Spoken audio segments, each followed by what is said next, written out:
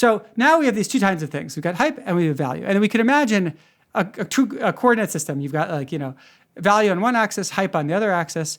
And now you could start plotting things in this system, right? So let's start with pure hype. We've got something like art NFTs that nobody even likes looking at. They're just ugly art NFTs. So they're just pure hype, right? It's pure hype, no value. Then we have things that are pure value, no hype. Let's say doorknobs. Doorknobs are just really, really good at what they do. So good at what you do, you don't even think about it. When you need a doorknob, you buy a doorknob, you're satisfied, you never think about it again. No hype whatsoever. I've never heard anyone rave about doorknobs. So then we have things in between. And so I think Tesla would be a really good example. And the reason I've been thinking about this is I think there's some things that succeed on pure value. There's some things that succeed on pure hype. But I think in reality, most of the time when things succeed, it's by getting a combination of hype and value. And I think hype is something that I don't like, and I have a negative feeling around it. And I think because of that, I've underestimated the importance of it to accomplish things in the real world. And of course, if you're trying to create hype, you should do it in an ethical way. You shouldn't be lying or manipulating people. But I think there are ethical ways to help get people excited. The reality is it often is hype that gets people to do things together, gets people involved, gets people excited to actually carry out changes in the world. Today, I'm again speaking with Spencer Greenberg. Spencer remains a serial entrepreneur who, among other things, has founded SparkWave, an organization that conducts research on psychology and builds software products with a psychology focus, such as apps for mental health and technology for speeding up social science research. He has also founded clearerthinking.org, which offers more than 80 free tools and training programs that have been used by over 1 million people and are designed to help improve decision-making and reduce biases in people's thinking.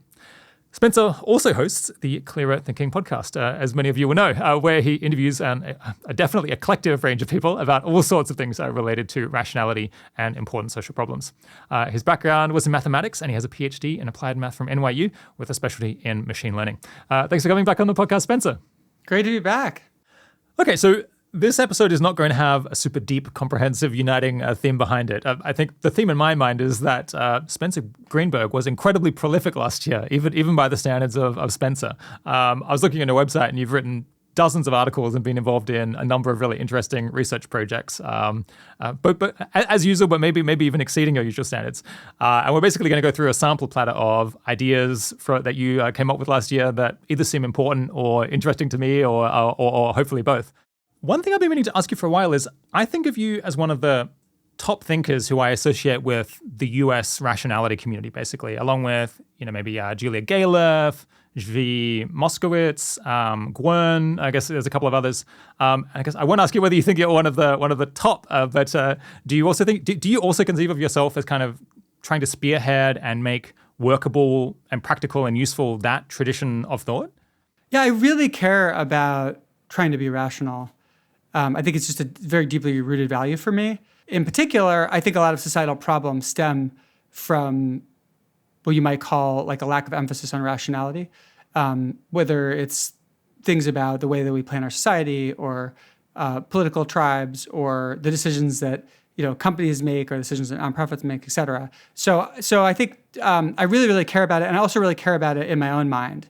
And I care about how do I find ways to believe the truth more reliably, to not self-deceive. And so it's just been, from that point of view, it's just been something I've always cared about. And then when I learned about the rationality community many years ago, I was like, oh, cool, there's other people that really, really care about this. And so there's a natural sense of feeling, hey, we're working on a project together, even though we don't necessarily agree on everything.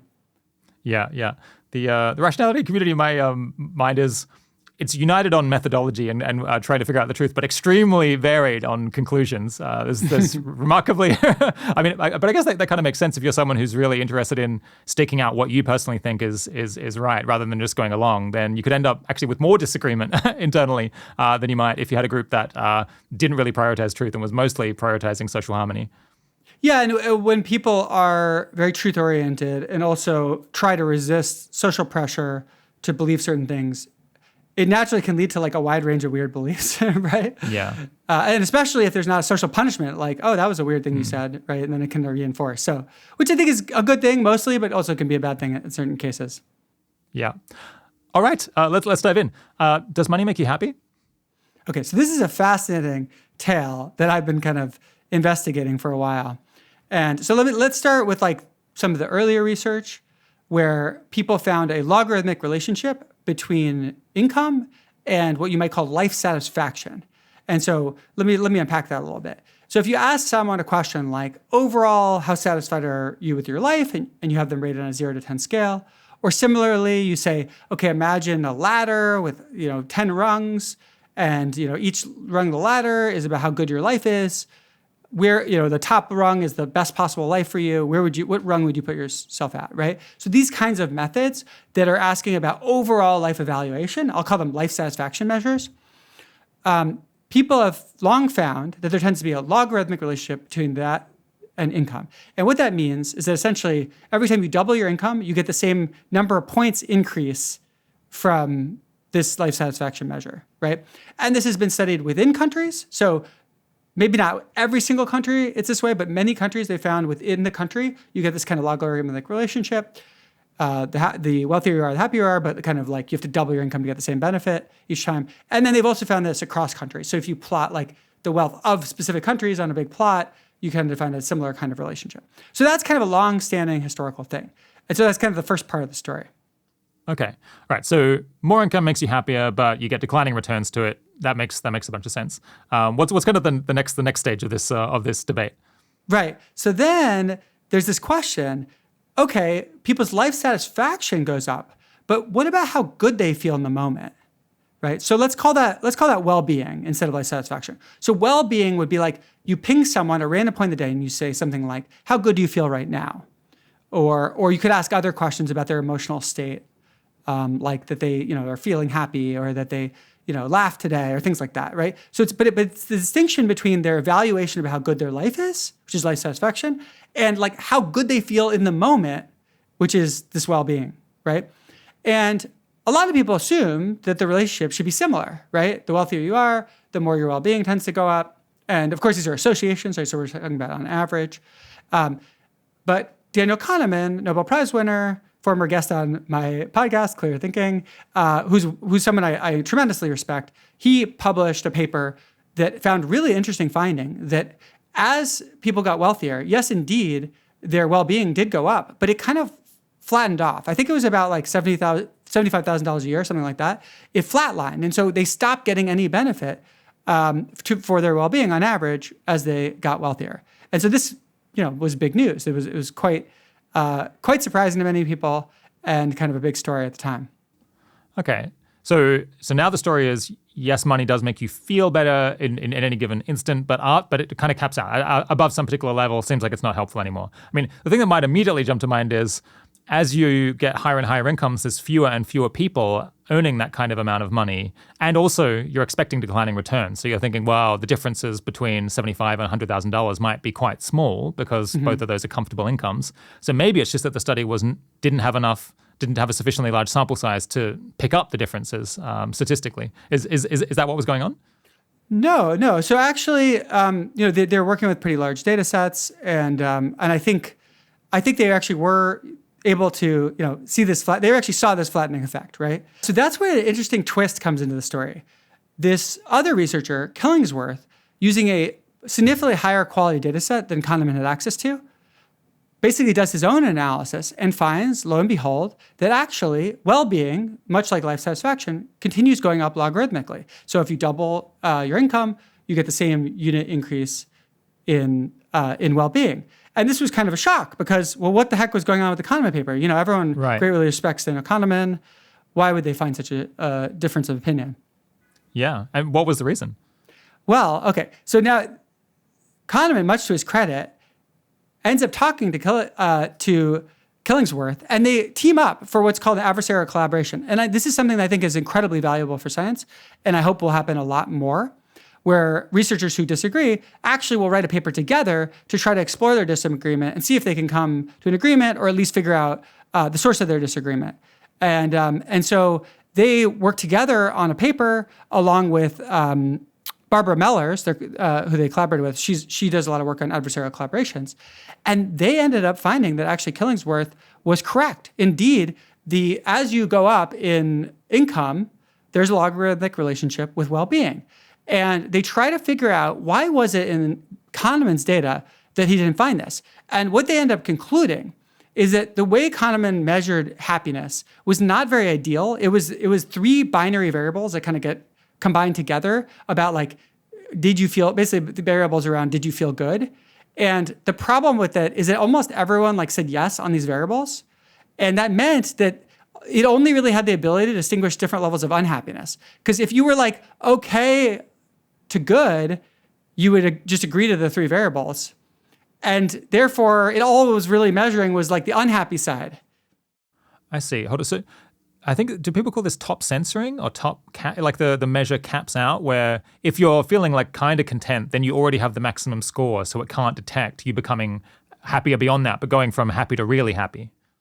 Yeah, so it basically was that. And so it was just detecting sort of unhappiness. And then in the new paper, in the adversarial collaboration, which is really fascinating, it's called Income and Emotional Wellbeing, A Conflict Resolved.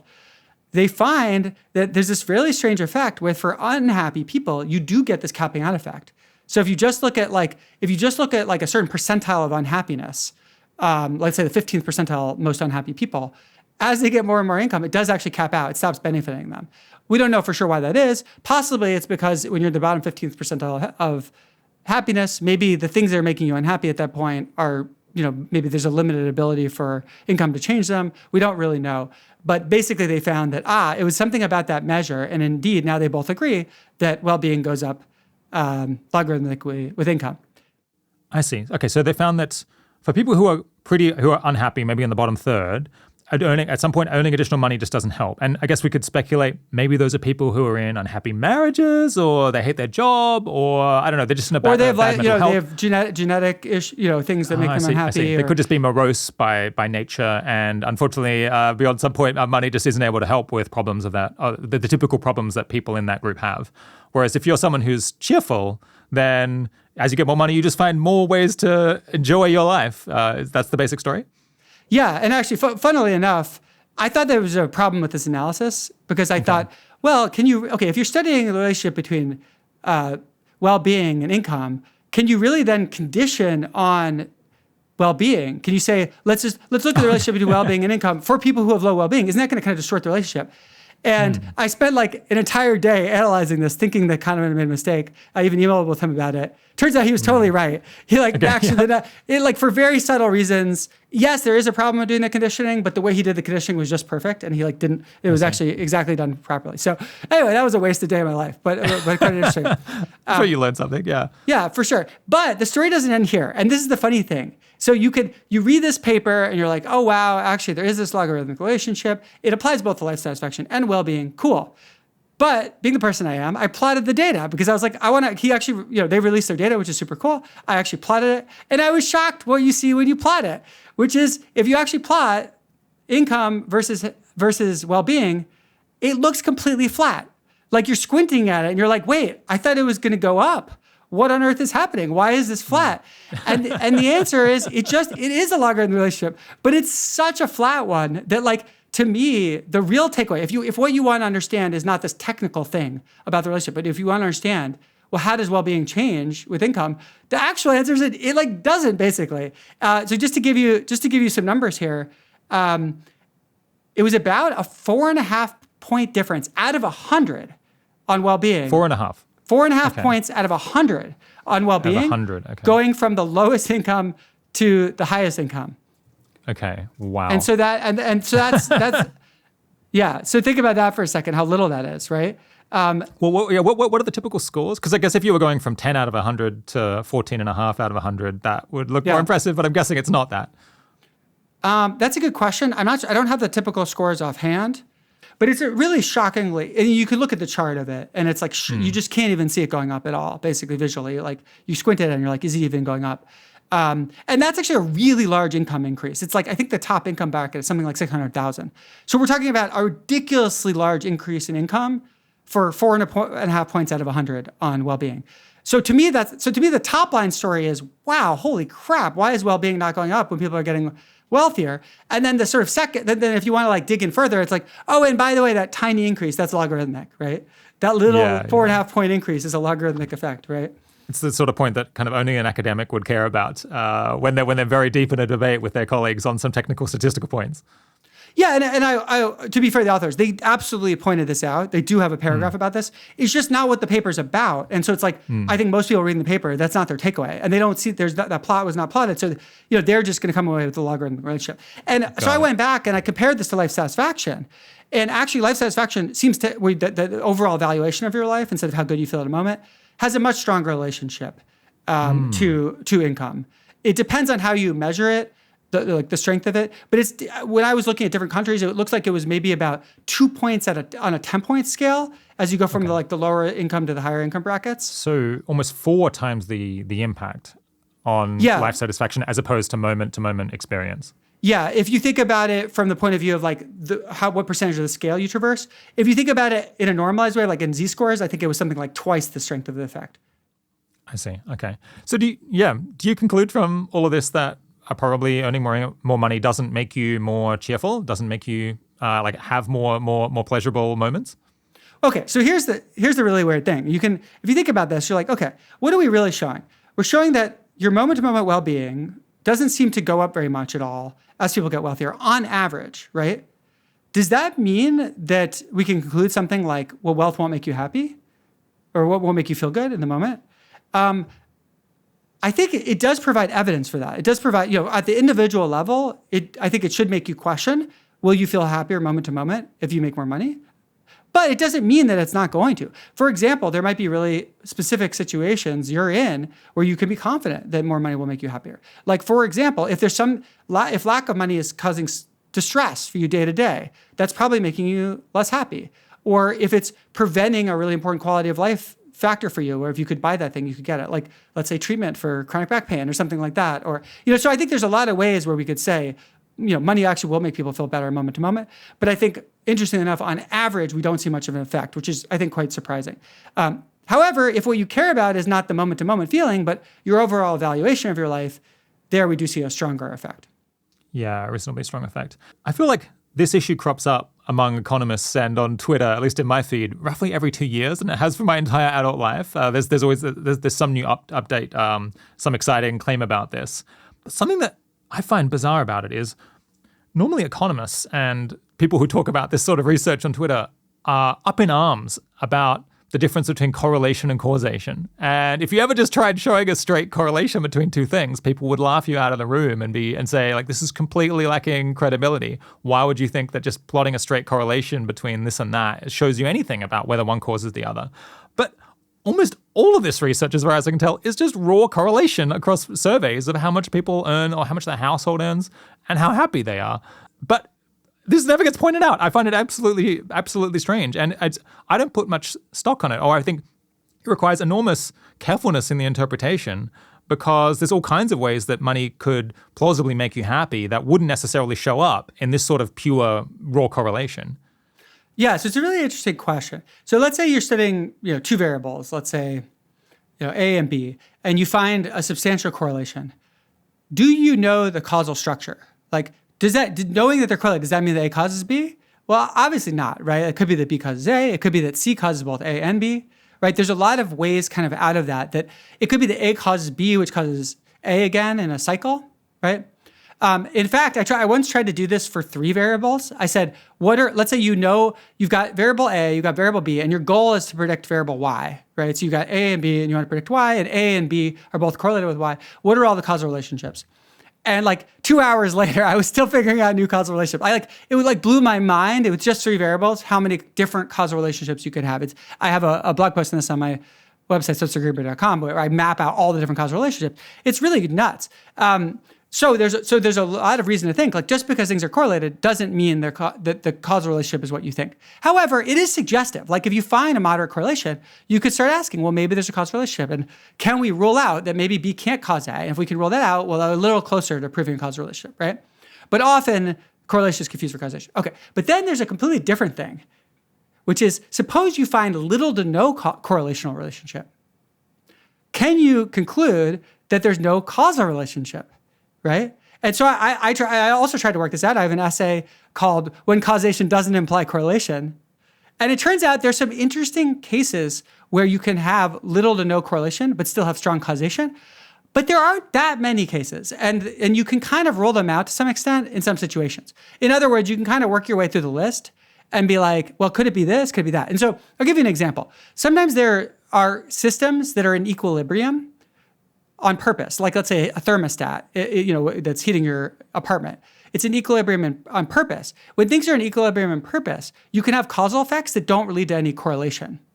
Where, for example, because it's always held in equilibrium, any change in parameter has no effect. Even if it actually causally changes what's happening underneath inside the machine, like the temperature still stays the same because it's in equilibrium, right? So that's an example. Another example is you can have zero correlation with causation when you have certain types of nonlinearities. So, for example, like a bowl shape, like a perfect parabola shape. What happens is that as you go up the parabola, you have a positive correlation. As you come down, you have a negative correlation, and they cancel because correlation is sort of an average measure, and so you end up with zero correlation. You can have perfect causation with zero correlation, right? So that could show up in nutrition, right? If you had, say, how much saturated fat do you eat? Or what fraction of all your calories comes from saturated fat? And you could have some golden middle level that is ideal. But if you just did a linear correlation, you'd find no relationship so as people have less, it's bad. And as people have above that level, it's bad. But on average, like people are spread across that and it has no effect. Exactly. Although to really have it cancel perfectly, you'd have to have it like it's just as good on the upside as it's bad on the downside. But it can happen, or it could mostly cancel. But what I would say overall, if you find no relationship, I actually think it's stronger evidence for no causation than if you find a moderate relationship being evidence for there being causation in the way that you think that like A causes B. So you would say if we had found that there was a strong correlation between income and happiness, then we could say maybe income causes happiness. But if we find that there's no relationship, no raw correlation between them, then we could say probably there's not a causal relationship between them. It's like we can. It's a little stronger. It's a little bit stronger, yeah. I would say. It doesn't mean it proves it. Like you can have these weird effects, like we talked about, and there's some other weird effects. You could have like a weird perfect cancellation. Like you could have a confounding variable that's some other variable that's both making people.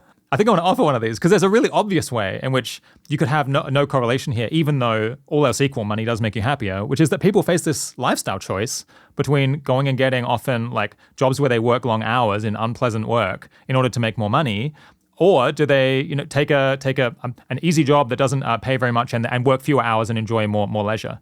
And it could be the case that people really get a lot of value out of spending money on themselves, but in order to get the money, they have to make the sacrifice of working more in a job that they don't like. That is kind of a very plausible situation, and in that case, you could just see that people they choose a different point along this trade-off, but on average, they're not really happier one way or another. It just cancels out.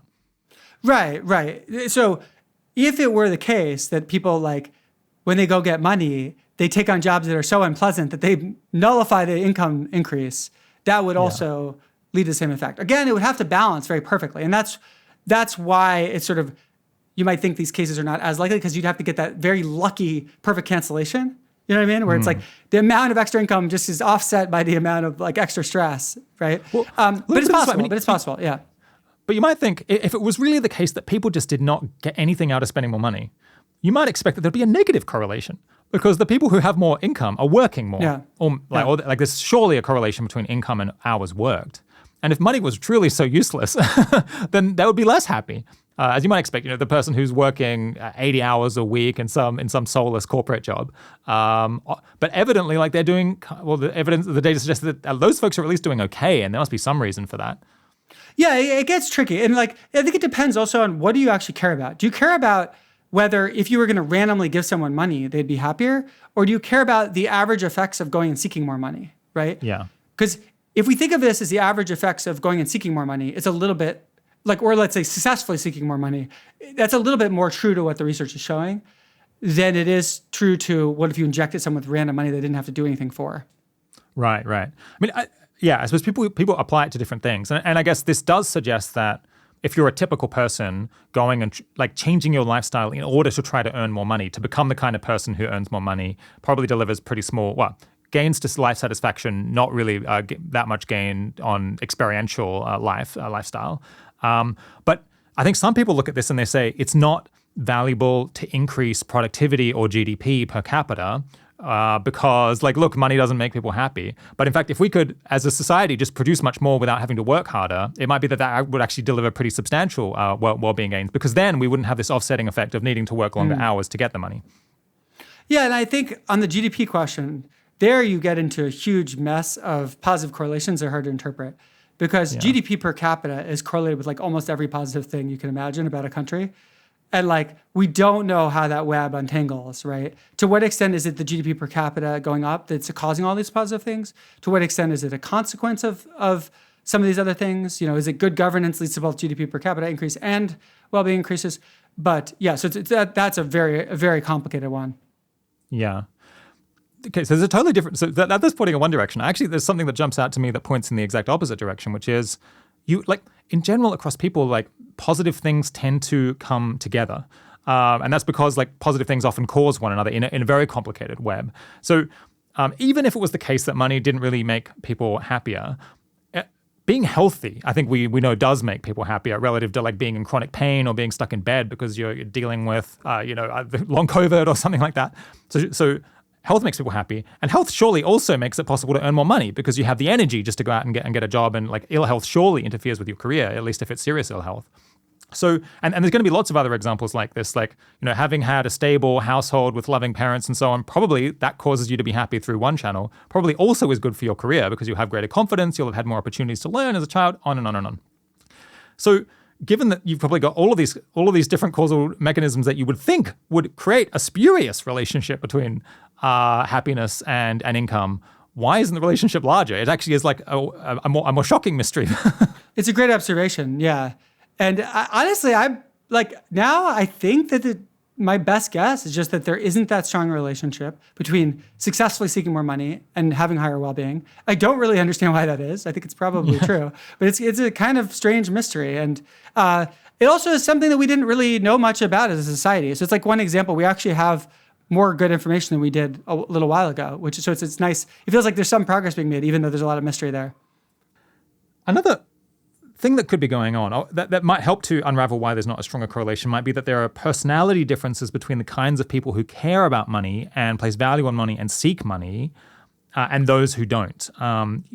I mean, this might be like broad stereotypes, but it wouldn't surprise me if the kind of people who feel like they need money in order to be happy might be, like, less happy to start with. They might be a different personality type, someone who is, like, more material focused. And they might indeed need money to be happier, but they're starting from a lower baseline because that mentality, like, puts you in a deficit to begin with, compared to someone who's primarily focused on relationships. I don't know of any evidence for that, but I guess imagining that there's these different types of people and, like, desire for money correlates with happiness, I think is imaginable. Absolutely. And I think you're doing a really great job pointing out how freaking complicated this is to actually make sense of, right? So we have this interesting finding of this quite low relationship, and then it's like, well, okay, what does it mean exactly? But I think it at least should update it somewhat that, like, if you're going and seeking money as a way to have good well-being, we should be a little bit more skeptical of that approach. That doesn't mean it's not going to work for you. You might have a situation where it actually will make you have higher well-being, but we've learned something, I think. We learn bit by bit. But, okay, so my training is in economics. I feel like I want to criticize the economics profession here for not doing a better job, because economists have been developing this whole suite that we call the credibility revolution for the last 30 or 40 years, where in order to actually figure out causal relationships, we have to, basically the view is, because we can't do experiments in a lab that will really pin this down, we have to find natural experiments.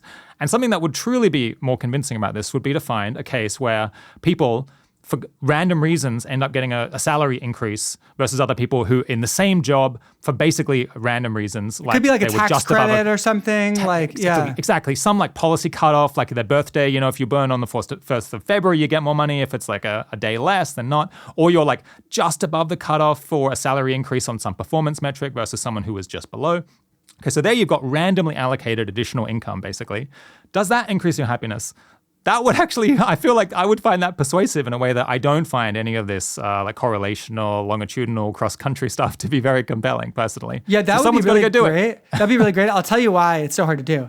Because you need experience sampling data, right? You need to ping people and be like, how good do you feel right now? Now, you could use other methods. They're not going to be quite as good as that.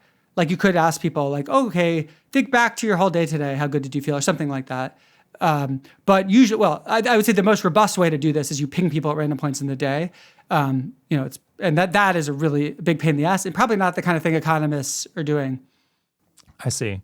Yeah, I guess it is. So it's the case that most of the natural experiments involve often policy changes, policy cutoffs, and then they look at tax records to get the outcome. Yeah. But here you'd really have to play it ahead because people are not doing random experience sampling throughout the day and reporting that to the IRS through the normal course of events. Well, if we just assume that money equals happiness, then it's easy to study, right? We can. Makes it a lot more straightforward. Isn't that what economists love to do? Maybe there'd be a logarithmic relationship between that.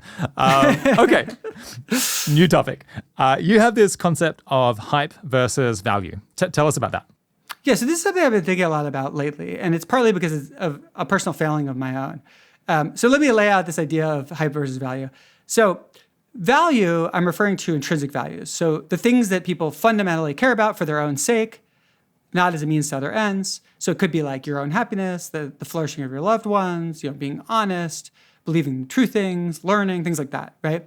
And so these are to me the things that we should, as a society and individually, be trying to create more of, right? Then we have the category of what I'm going to call hype. And hype refers to something being cool, exciting, having a buzz around it. I'm also going to put one value in the hype category, which is social status, which is, I think, a genuine human value. Like people want other people to look up to them and think they're high status. But I'm putting it in the hype category because I think for this analysis, it better fits in hype rather than values. Okay. So now we have these two kinds of things. We've got hype and we have value. And we can imagine a coordinate system. You've got value on one axis, hype on the other axis. And now you could start plotting things in this system, right? So let's start with pure hype. We've got something like art NFTs that nobody even likes looking at. They're just ugly art NFTs, right? These are really not getting anyone any value of theirs except maybe social status, which remember we put in the hype category. But they do have, at least for a while, they had a big buzz around them. They were considered cool by a certain crowd. So they're just pure hype, right? It's pure hype, no value. Then we have things that are pure value, no hype. Let's say doorknobs. Doorknobs are just really, really good at what they do. So good at what you do, you don't even think about it. When you need a doorknob, you buy a doorknob, you're satisfied, you never think about it again. No hype whatsoever. I've never heard anyone rave about doorknobs. So, okay, then we have things in between. And so I think Tesla would be a really good example. Tesla definitely produces some value. It makes cars that people really enjoy driving. It has some positive environmental impact, right? It also has incredible hype. Elon Musk is really good at building a sense of excitement and coolness and social status for doing a thing. And you get, and obviously Tesla is extremely successful. And the reason I've been thinking about this is I think there's some things that succeed on pure value. There's some things that succeed on pure hype. But I think in reality, most of the time when things succeed, it's by getting a combination of hype and value. And I think hype is something that I don't like, and I have a negative feeling around it. And I think because of that, I've underestimated the importance of it to accomplish things in the real world. And of course, if you're trying to create hype, you should do it in an ethical way. You shouldn't be lying or manipulating people. But I think there are ethical ways to help get people excited. And so I view it as a kind of blind spot for me. I also think it's a blind spot for the effective altruism community, because I think, like me, many effective altruists are hype, ick, yuck, stay away. But the reality is it often is hype that gets people to do things together, gets people involved, it gets people excited to actually carry out changes in the world or to get a product to succeed. So anyway, this has been on my mind lately. Yeah. But wouldn't you say doorknobs are succeeding? Doorknobs are kicking ass. Yes, the doorknobs are doing well, but now we're just in the one-to-end situation of you've got lots of companies that make doorknobs. They're kind of non-distinguished. Imagine you make the first ever doorknob and you have to get it to take off. That's where you're in trouble. If you're look how useful it is. Be what the fuck is that thing? Why do I need a doorknob? I've been opening my doors fine without a doorknob forever. I actually I know nothing about the origin story of doorknobs. So I'm just making that up. But basically, you imagine you're in a situation where you're trying to do something novel. You're trying to create a change in the world. It's very, very hard to do that through pure value. It sometimes happens. But I think often you need a certain amount of hype to help get you there. If you're doing pure hype, then you're basically a con man, right? Or it's a fraud. But often even high levels of value need some hype along the way to help catalyze action. Yeah, to me, this makes so recently we did this episode with Lucia Coulter on lead exposure elimination project. And it feels like that's something that has incredible value generation. Preventing people from being exposed to lead is so important. And also it's now finally generating some hype that people are talking about it more and more. It's becoming a bit fashionable in the ed community. And presumably that's going to make it easier to get this stuff done, even like holding the level of value generation constant. Yeah, what implications does this have? I mean, the thing that I'm familiar with that I've kind of always heard is, in as much as you need to collaborate and coordinate with other people, there's a reason to bandwagon on stuff that is not as cost effective, not as value generating, but is easier to get people to take up because it's easier to excite them about it, and then you'll be able to move more resources. You won't have to, I guess the expression is shoveling shit uphill. I think that's the one that I grew up with. It's not going to be quite as difficult to get people to be interested in what you're doing. Is that basically just the bottom line from this? Well, I think there's a lot of pieces to this. One piece is that you can market things in an ethical way to help create hype. And I think a lot of the people who work on kind of effective altruism type causes, like, because they find marketing so icky, they don't think about the fact that actually marketing is really important and that there are ethical, non-manipulative ways to make things exciting through marketing. So I think that is just a blind spot. It's a blind spot for myself I'm trying to get better at, and I think a blind spot for people in these kind of communities. And so an example, like let's say you're trying to sell a product, you could exaggerate how good the product is. That's obviously unethical. That's one way to create hype. But another way is you think about all the accurate ways to describe the product. And then you've got this huge set of different accurate ways to describe it. And then among those, you pick the ones that get people most excited, right? That is a way of ethically building hype. Or another thing to think about is, do you need to create a movement around this thing to actually create the change that you want? And then like what drives people to be so excited that they want to join a movement? And that's like a very different set of forces than if you're just trying to do the thing itself, right? If you're just trying to do the thing, you plug away, you try to eliminate lead, that's great. But what if you needed a movement to create the change to eliminate lead? Then you have to really think about what causes people to get excited and come together. Okay, so I was, the lesson I was talking about was coming from the framework in which kind of hype is somewhat exogenous. It's just this random thing that people are sometimes excited about things and sometimes not excited about them. But of course, you can also generate hype to some extent by doing good marketing or explain it, or being a good communicator, explaining things well, and actively taking steps to get people excited. Well, I think a good example is Will McCaskill's recent book, where I think he was able to create a lot of hype around a really good book that had a lot of interesting ideas in it. And he didn't do that in any way that was manipulative and unethical. He did it through getting journalists interested in writing about it, getting reviews from top people. And so he managed to create this buzz where a lot of people were talking about his book in a way that I think was very positive. And I think if he hadn't created that hype, I think he would have had just much less impact with that book. Someone who was skeptical of this, how would they push back? I suppose, I think you're right to point out, many people have this aesthetic distaste for hype. Exactly. Which I do too, honestly. I do too, yeah. And I think it's not for no reason, because I guess like once you start letting that attitude in where you're just going to go along with whatever is fashionable at the time, then it's possible to really lose your focus on value and just start saying things because people are going to like them. I guess, you'd have some way to go towards just before you were just creating NFTs. But maybe at least if you're a researcher who's thinking about cost effectiveness a lot, then maybe you think it's not, hype might be important, but it's not my department. I try to figure out what things in development deliver the most welfare gain per dollar, and I don't want to then be polluting that by also asking what's hot right now. What are people chatting about on Twitter? Send that to someone else. Yeah, exactly. And I think when you start thinking about this idea of like, how do I ethically create hype? There are actually a lot of very specific things you can do. For example, you can think about, let's say you're writing about your work. Well, what title do you use? A lot of times the title is what determines whether someone interacts with your work or not. And like, if you look at marketers, they will often spend a huge amount of time on the title of the thing or the headline, because they know that's a critical step for someone looking at what you're doing.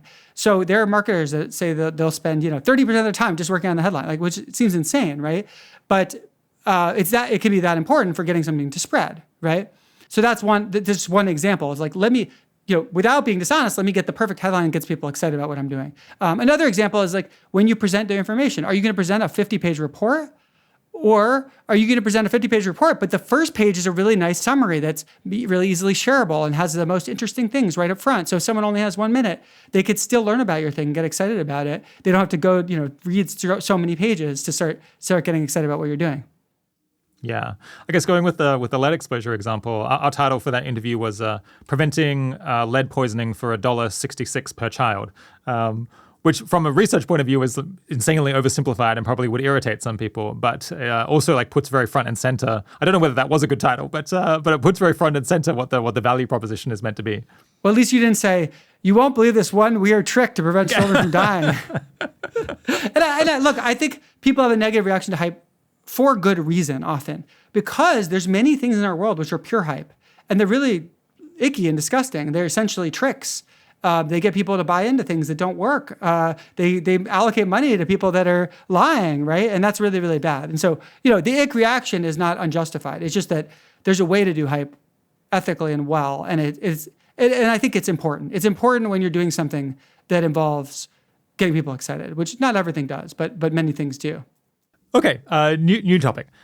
What are some warning signs that someone you meet or someone you know is bad news?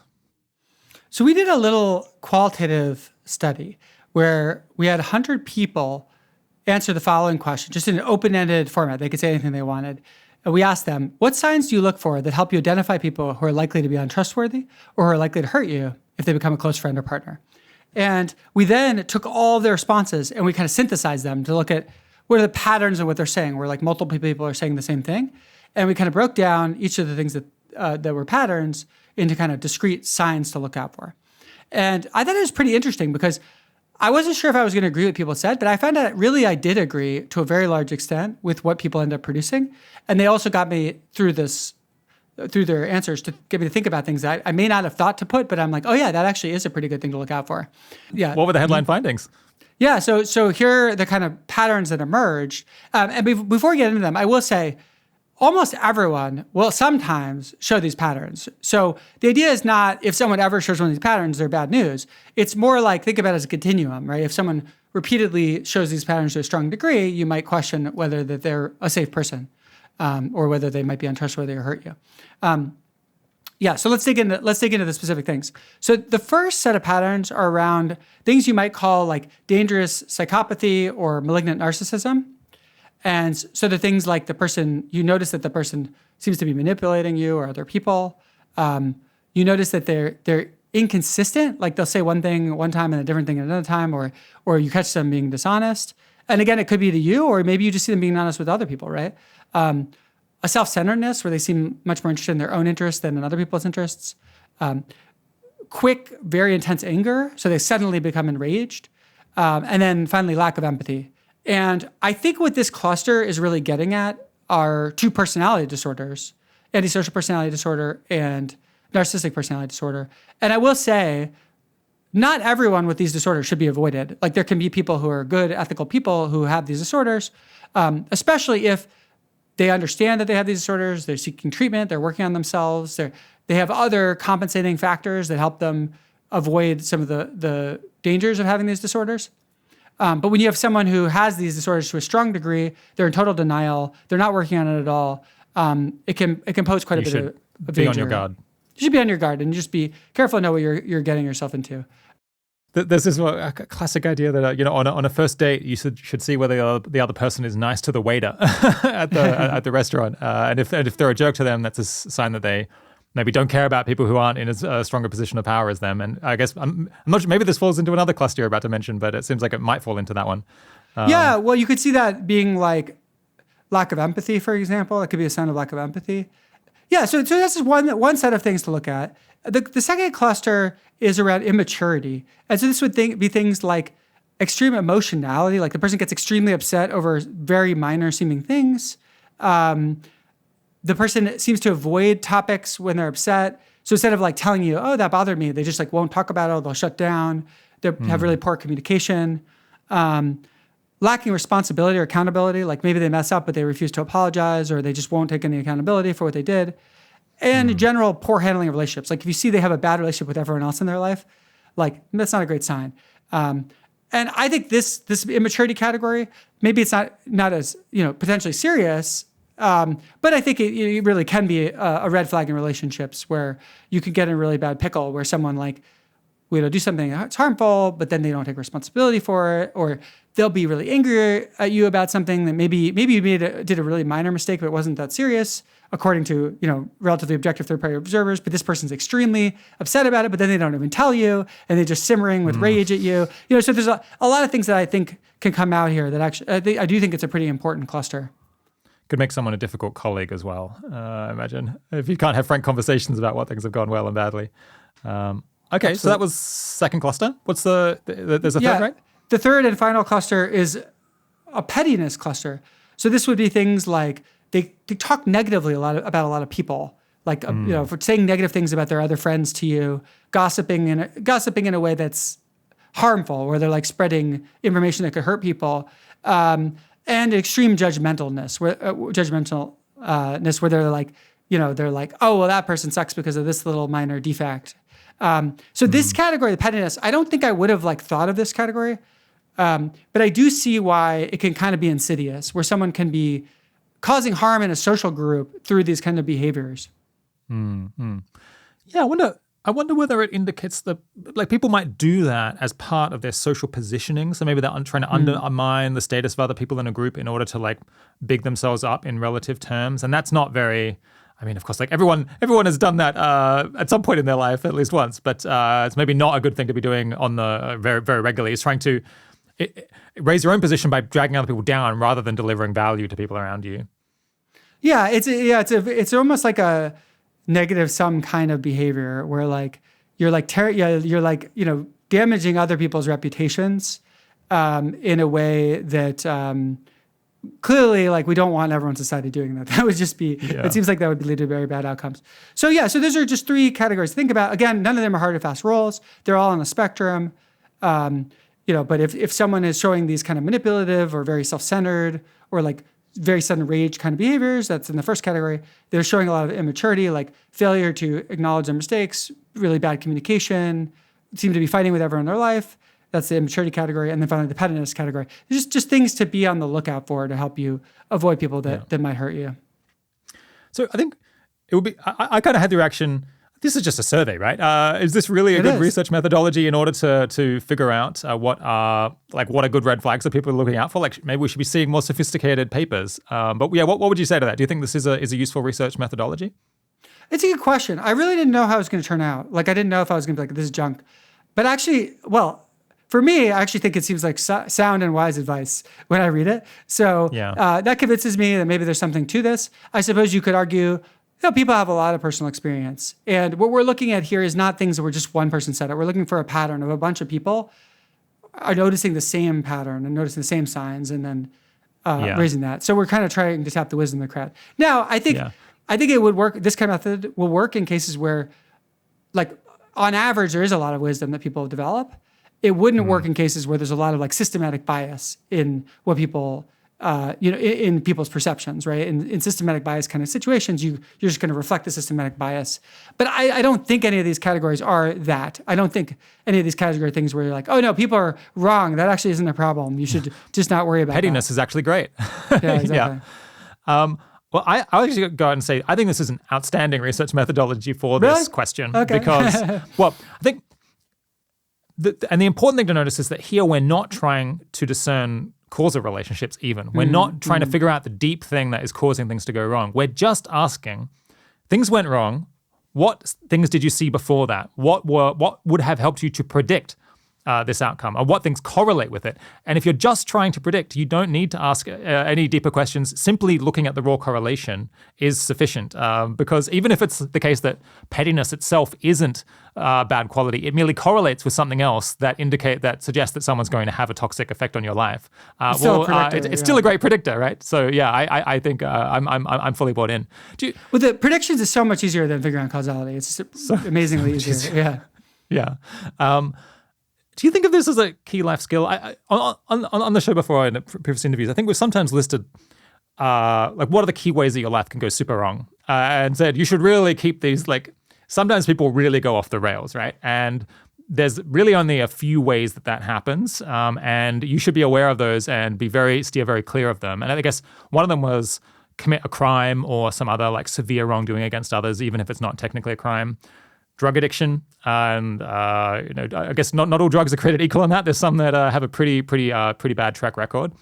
Not treating severe mental health problems seriously, or not having a severe health problem and just not getting that addressed at all, or maybe because you're in denial. And I would say actually another category that we haven't talked about on the show before, but I think is another way to really mess up your life in a big way is to get very close to someone who is cruel or exploitative. Allowing them to become a really close friend or a colleague or a partner, like starting a business with someone who is really bad news. It's this can have a very negative effect on your life, and it's something that people should go out of their way to not have happen. I 100% agree. I think it's a really common reason people's lives get really messed up is they kind of attach themselves through marriage, through working relationships, just even sometimes through deep friendship with people that are very harmful. And someone can be very harmful without being a bad person. And so there's I would draw that distinction there. But there's some people that are good people but are still very harmful. And so, but I think learning to notice the signs and it doesn't mean you can't interact with the person at all. Maybe you could still, hang out with them casually, but like keeping a level of distance where they're not so involved in your life that they can like ruin your life. I think that's the key thing. And honestly, I've been burned incredibly badly by this. Where there have been people in my life that I think are quite harmful people and that have hurt me tremendously. Yeah. I was going to say, I feel like kind of everyone who lives a normal life, or I suppose anyone who's not extremely lucky, as you become a teenager, as you become an adult, you learn through experience, through bitter experience often, about these warning signs, and that not everyone is maybe as nice as the people you knew when you were a child, and that some people really are quite toxic. But it does feel like it's something that it's very hard to teach people. It's very hard to find a 17-year-old and sit them down and say, here's a list of things. Like if someone has these traits, you should really be wary. It feels like people don't take that as seriously as maybe they should until they've had negative experiences. And I think there's a similar dynamic actually in business that people who are early in their careers often don't appreciate how harmful it is to make a bad hire, to hire someone who is either a toxic person or just extremely incompetent. Employee is like, is a harmful person. That's can absolutely be devastating and ruin your whole business, actually. Yeah, and I feel most people have a story of like, at some point they made a bad hire and then they realized how important hiring was and how important it was to actually go and call references and things like that. But it's also tricky because like you might have a really bad relationship, get burned by someone who's very harmful, but then you might not update on, well, what are all the signs of being harmful, right? You just like over anchor on the details of that person without seeing the more general pattern. So it could hopefully a list like this could help accelerate people a little bit. Just getting them thinking about what are the different signs you might want to look out for. I also want to mention one other thing here, which is that I think there's a type of person that is often actually quite a good person, like they're often altruistic, that can also be extremely harmful. And I wrote an essay about this, but I call it reactive personality. It doesn't have, to my knowledge, a real name, so that's why I gave it a name. And the way it works in my experience, and I've known quite a few people like this, is that they're people that tend to get extremely upset by things that wouldn't upset everyone, or like wouldn't upset most people, or would only upset people a very small amount, but they get extremely upset. And there's nothing wrong with that. Like, that's unpleasant for them, but there's nothing wrong with that. But it's the next part that's the bad part. The next part is when they're extremely upset by something that is actually fairly benign, they then will distort reality to be in line with their false perception.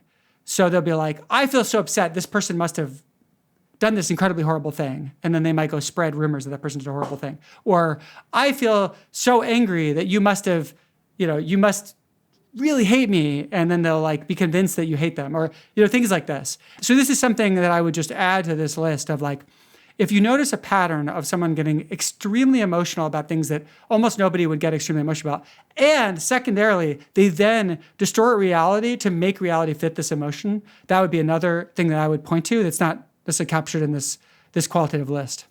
And you think that might be correlated with people actually being nice? It's not correlated? The people I've known who've been like this have mainly been nice, altruistic people. Like they're not like for as far as I can tell, they weren't trying to hurt anyone. They actually had good intentions. They were cruel. Yeah, exactly. Exactly. And I think that people like that can learn to be better. Like they can learn to like get more control over those initial emotional reactions, where maybe they can't control feeling that initial emotional reaction, but they can step back, do methods like dialectical behavioral therapy or cognitive behavioral therapy, or mindfulness-based stress reduction. Or they can learn to, when they're in the throes of that emotion, to not distort reality so much by maybe waiting till they're calmed down to judge what's happening, or to work on, they call it emotional reasoning. Emotional reasoning is when you feel something, so you are convinced that it's reality, right? I feel angry, therefore you must have hurt me. I feel sad, therefore you must be going to abandon me, right? When I was making this comparison between the personal life case, we get close to someone in a personal capacity who turns out to have these traits versus a colleague, I was thinking if I make a bad hire and I hire someone who has these personality traits and it works out poorly, I mostly think I've screwed up. That's kind of on me. And I mean, maybe they also, they're responsible in a sense, but I would largely blame myself.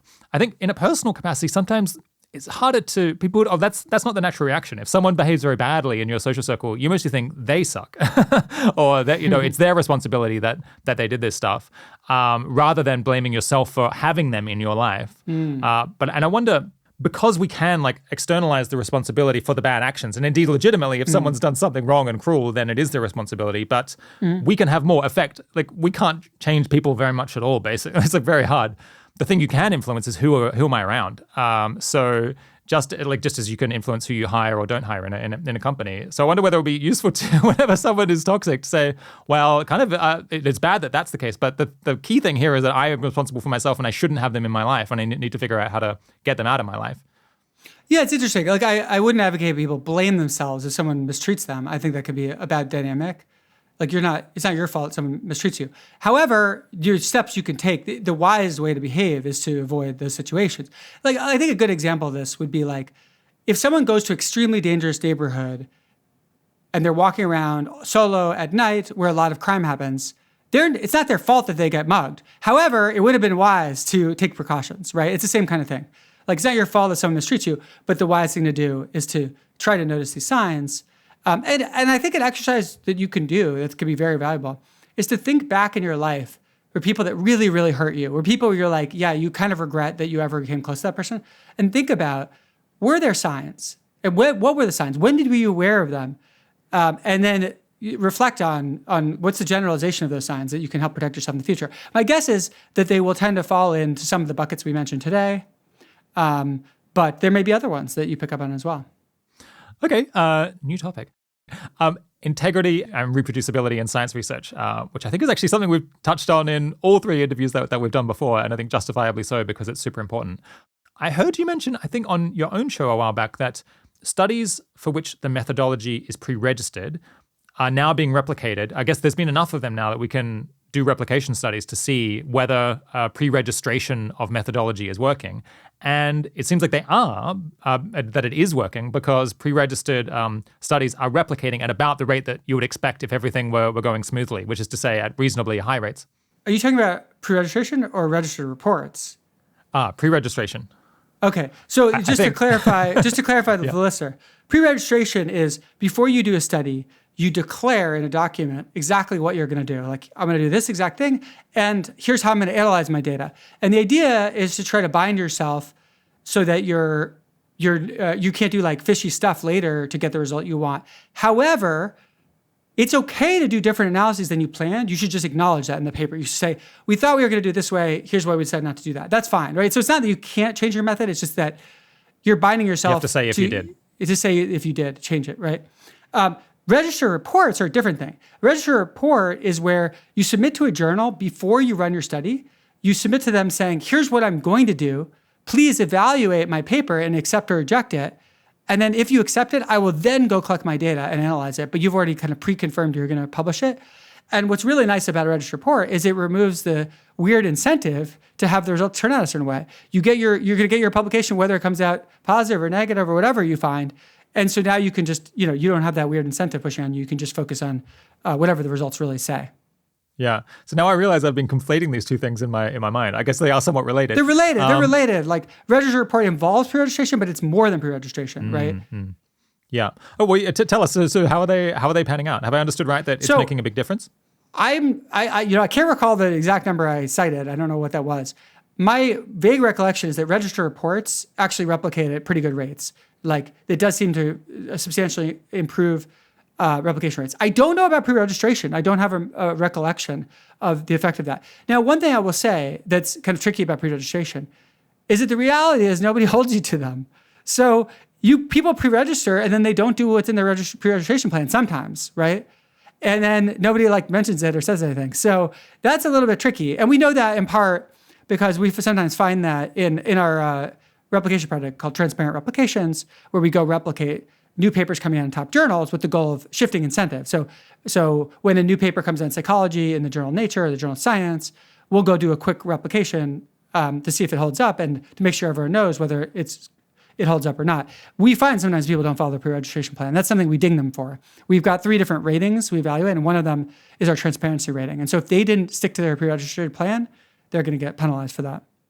Okay, so registered reports. You can't remember the specific number. It seems like they're moving the needle a lot. And this is in psychology or social science in particular, which I guess has had a relatively poor track record of reproducibility of research. Well, more and more journals are accepting registered reports in social science in particular, but other fields are starting to adopt these things as well. And I will say, social science, it does have a big replication problem, but it doesn't mean that other fields don't. We just may know less, right? So social science has gone through this a toning process it's been undergoing, right? So not every field has kind of gone through that. Yeah. It could be that it actually now it's maybe above some other disciplines. I saw something recently that I actually haven't read yet, but it said it was asking the question: does history have a reproducibility problem? Which you might ask, how can that be the case? And the argument was, most history papers are constantly citing original sources, things in the archives, things that are generally known that supposedly happened in the past. But then if you go and look very carefully and see, do the archives, do the logs actually show what was claimed in this paper? Oh, no. Often they don't. So people are just kind of recycling made up claims or distorted claims. That would be the reproducibility concern there.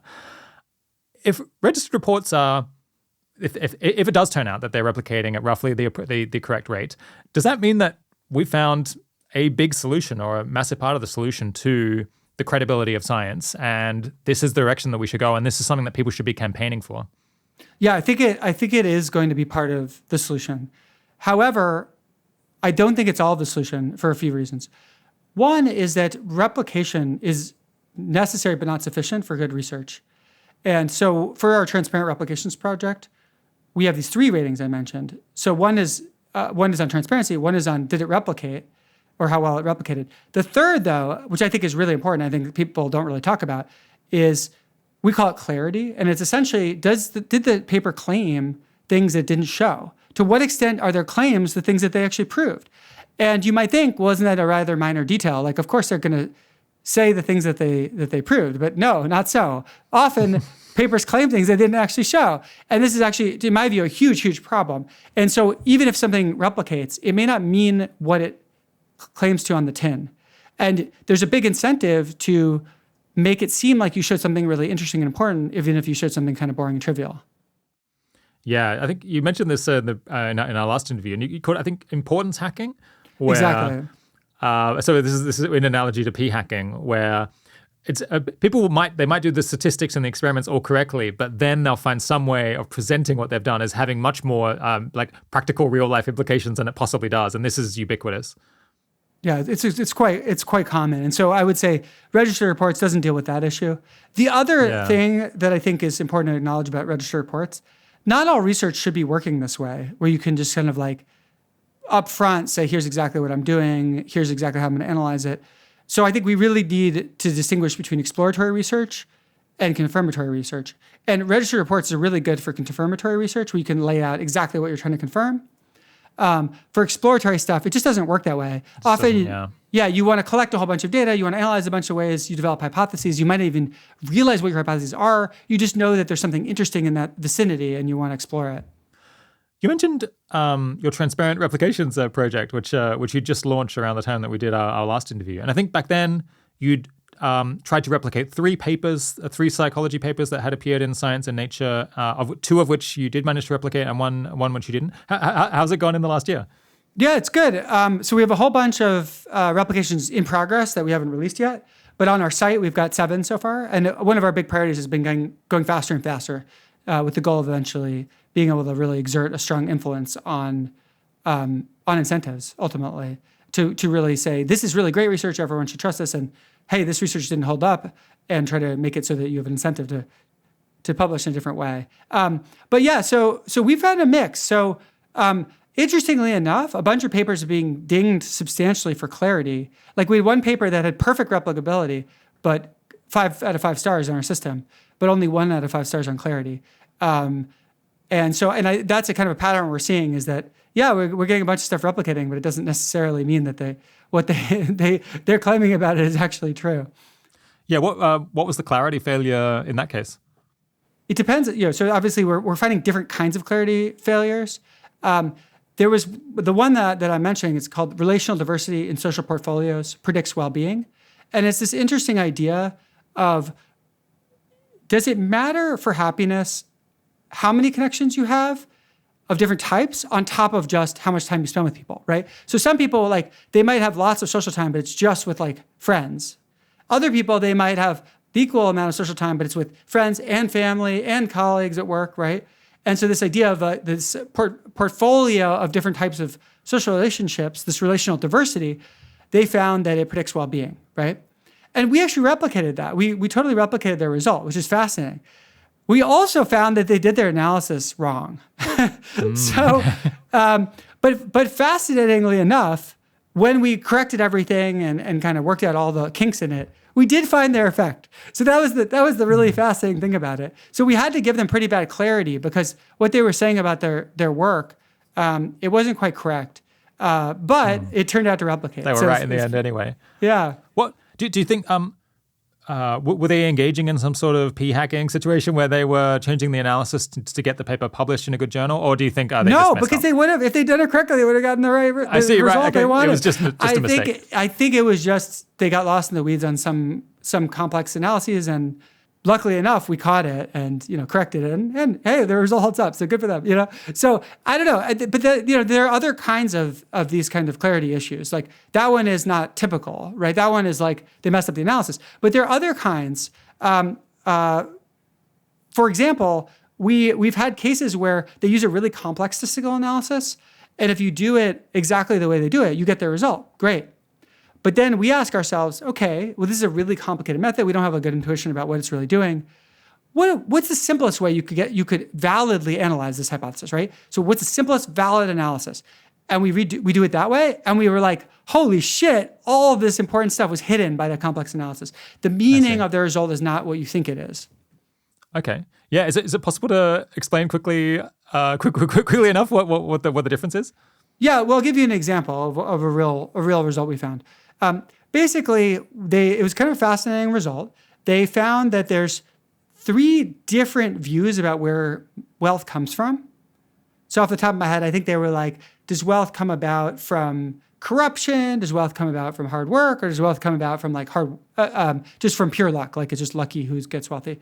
And then they found an interesting relationship where these 3 views on where wealth comes from mapped onto 3 views on policy positions. So they had 3 different like policy positions, and they were like, each view is like more associated with one of the policy positions than the other, right? Yeah, pretty cool, pretty nice, clean result. And in fact, you do their fancy statistical analysis, you find that that's the effect. Okay, so then we thought, well, what's the simplest way to validly analyze this? And I'm like, well, what I would do, make a simple correlation table. Each of the views about where wealth comes from correlate with each of the policy positions, okay? And what I expected to find, because based on their paper, was that you get this thing where you get like, for each of the views on where wealth comes from, it's like strongly positively correlated with the policy position for its policy position, and not strongly correlated with the other 2, right? And that is not what you find. That's not what you find. Okay. In fact, one of the views on where wealth comes from, it has no relationship, or like little to no relationship to the policy position that's supposed to be associated with, but it has a negative relationship with the other 2 policy positions. So technically, they weren't lying. It is more correlated with that policy position. I see. But it's not correlated with that policy position, right? But this big fancy analysis that wrapped it all together, like you just couldn't see what was going on. Yeah, do you think, is this a case of academics disappearing up their own rear ends? Or does it just make the paper more interesting to use some cutting edge, very complicated statistical method? I think there's a lot going on here. And I never want to assume someone is doing something dishonest unless I have strong evidence. I think what happens is people learn fancy techniques. Because they're fancy, they think they're better. Because they're fancy, they also get more credit for them. And other people just sort of like trust it more and like also judge it less. Because it's like, the people reading these papers are experts, but they're not experts necessarily in the fancy technique. So they read it and they're like, yeah, it seems reasonable. I don't know. You know what I mean? Like, I'm a mathematician, so I'm just incredibly unimpressed by fancy math. When someone shows me fancy math, I'm like, why didn't you do simple math? Why would you waste your time with fancy math? You know what I mean? Like, I have no respect for fancy math. Whereas, like, I think a lot of people are like, ooh, fancy math. I mean, the most extreme example of this I've ever seen, there's this paper you may have heard of. This wasn't one from our replication project, just an old paper that found that the ratio of like positive, I can't remember if it was like positive conversation topics or positive comments, negative comments, had this really powerful predictive effect on, like, for example, how a relationship would go or who would get divorced. And I can't remember. It was like, yeah. I think it's called like the Lasada ratio. Yeah. You got to have like 5 positive remarks to your partner for every 1 negative one. Otherwise, you'll get divorced. I think that was the theme of it. Exactly. And this, I believe it was like a master's student was like looking at this paper. He's like, this doesn't really make sense to me. And it actually had fluid dynamics equations in it. This is like a psychology paper. Okay? And so he was like, but like everyone who reads this who's a social scientist is going to be like, I don't know. I mean, like, it's fancy math. Like, you know what I mean? It's just completely outside of what they've been taught, right? So like what? But I mean, like when people verbally make that claim, you would think that what would appear in the paper is a graph of the ratio of positive to negative comments. Really simple, against, right? Like against divorce probability or like breakup probability or whatever, right? So it's like, it seems like it should be very simple to test it because especially as you're kind of just making a correlational claim here. Exactly. And so they did this incredibly fancy math. So this grad student, much to his credit, is like, okay, I don't know. This kind of looks like BS to me. Shows it to a physicist, and the physicist is like, what the fuck? Like, what? This is a fluid dynamics equation. Why are you plugging this data? It makes no goddamn sense. So, but everyone bought it, and it got a lot of attention. And this is I think a thing that people do, not necessarily for bad reasons, but I think it actually obscures reality to use fancy things that we don't have a good, like, it's hard enough to have a good intuition for linear regression, which is one of the simpler techniques in statistics, right? And also machine learning. It's hard to really wrap your mind around it and really get an intuition. Once you go beyond that, it's like outside of most people's intuition. Yeah. I mean, I definitely have the rule of thumb that, more complex methods is bad. Very bad sign about the credibility of a paper and plausibility that is right. But that's an extraordinary case there because the claim is it seems it's so intuitively plausible and so simple to test that like couples that bicker more have worse relationships. The crazy thing is, it's probably right. It's probably not true. The exact number is obviously bullshit, but like what would be remarkable is if the opposite would, if that were not true. Right, the more you negative comments you make, the happier relationship is. Probably not. Yeah. Well, I mean, I have actually heard the claim that bickering maybe, or like people who have the same arguments for many decades, that's not actually predictive of divorce, because often you just are in some kind of equilibrium where people disagree and it's fine, and over time people make it work out. So, but that's almost more interesting than the reverse. There were a few, speaking of honesty, there were a few notable scandals last year where researchers seem to have completely made up their data and then published very famous, notable, well-covered papers on the back of it. Have you updated at all on how common outright fraud might be in academia from any of this experience? Or do you think these are just events that you would expect even if like fraud was relatively uncommon? Yeah. So first of all, there's this kind of continuum between fraud and kind of just doing fishy statistics. But I think the vast, vast majority of scientists have a line they're not willing to cross. Like, they're not willing to make up a data point that wasn't in the study. Do you know what I mean? They might be willing to throw out an outlier, but it's a genuine outlier. And they're like, oh, well, maybe this, and it can be valid to throw out outliers. So like, it's not ridiculous to do, right? But I think very few scientists are willing to make up a data point, right? Which is kind of the stuff we're talking about here. I defer to data cloud of folks who have done incredible research on this. On a podcast, I heard one of them say that he estimates maybe 5% of papers are fraudulent. That is about in line with my intuition. Sorry, say that again? So I heard one of the data cloud folks say, who've really, I feel like are the experts in this, say that their estimate is something like maybe 5% of papers. That's from memory. I hope I'm remembering it correctly.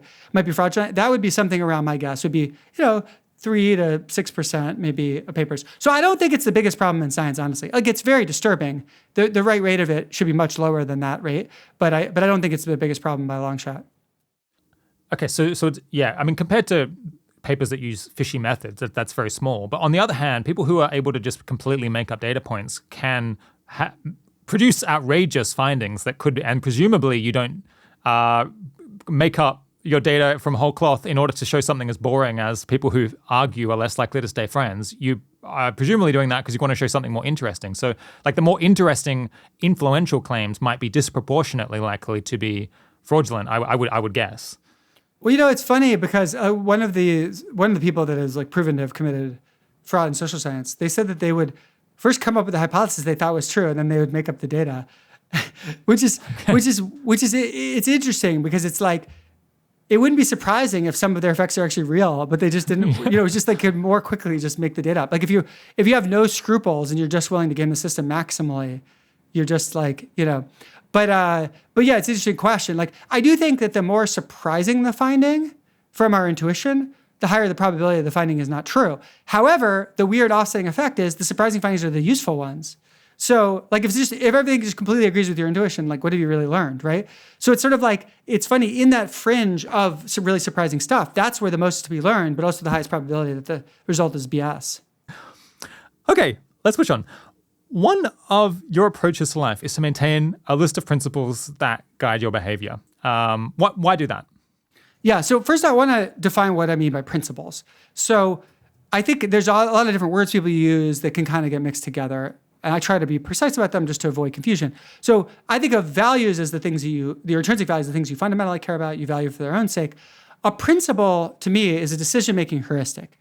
So instead of having to like rethink every decision from scratch, you're like, I have a principle, and it helps me make my decisions quickly. It gives me a guideline of how to make my decision. And a good principle makes, not only does it make your decisions more efficient to get you your value, so like, it speeds you up, but it actually makes it more reliable that you get to your values than if you try to rethink things from scratch every time.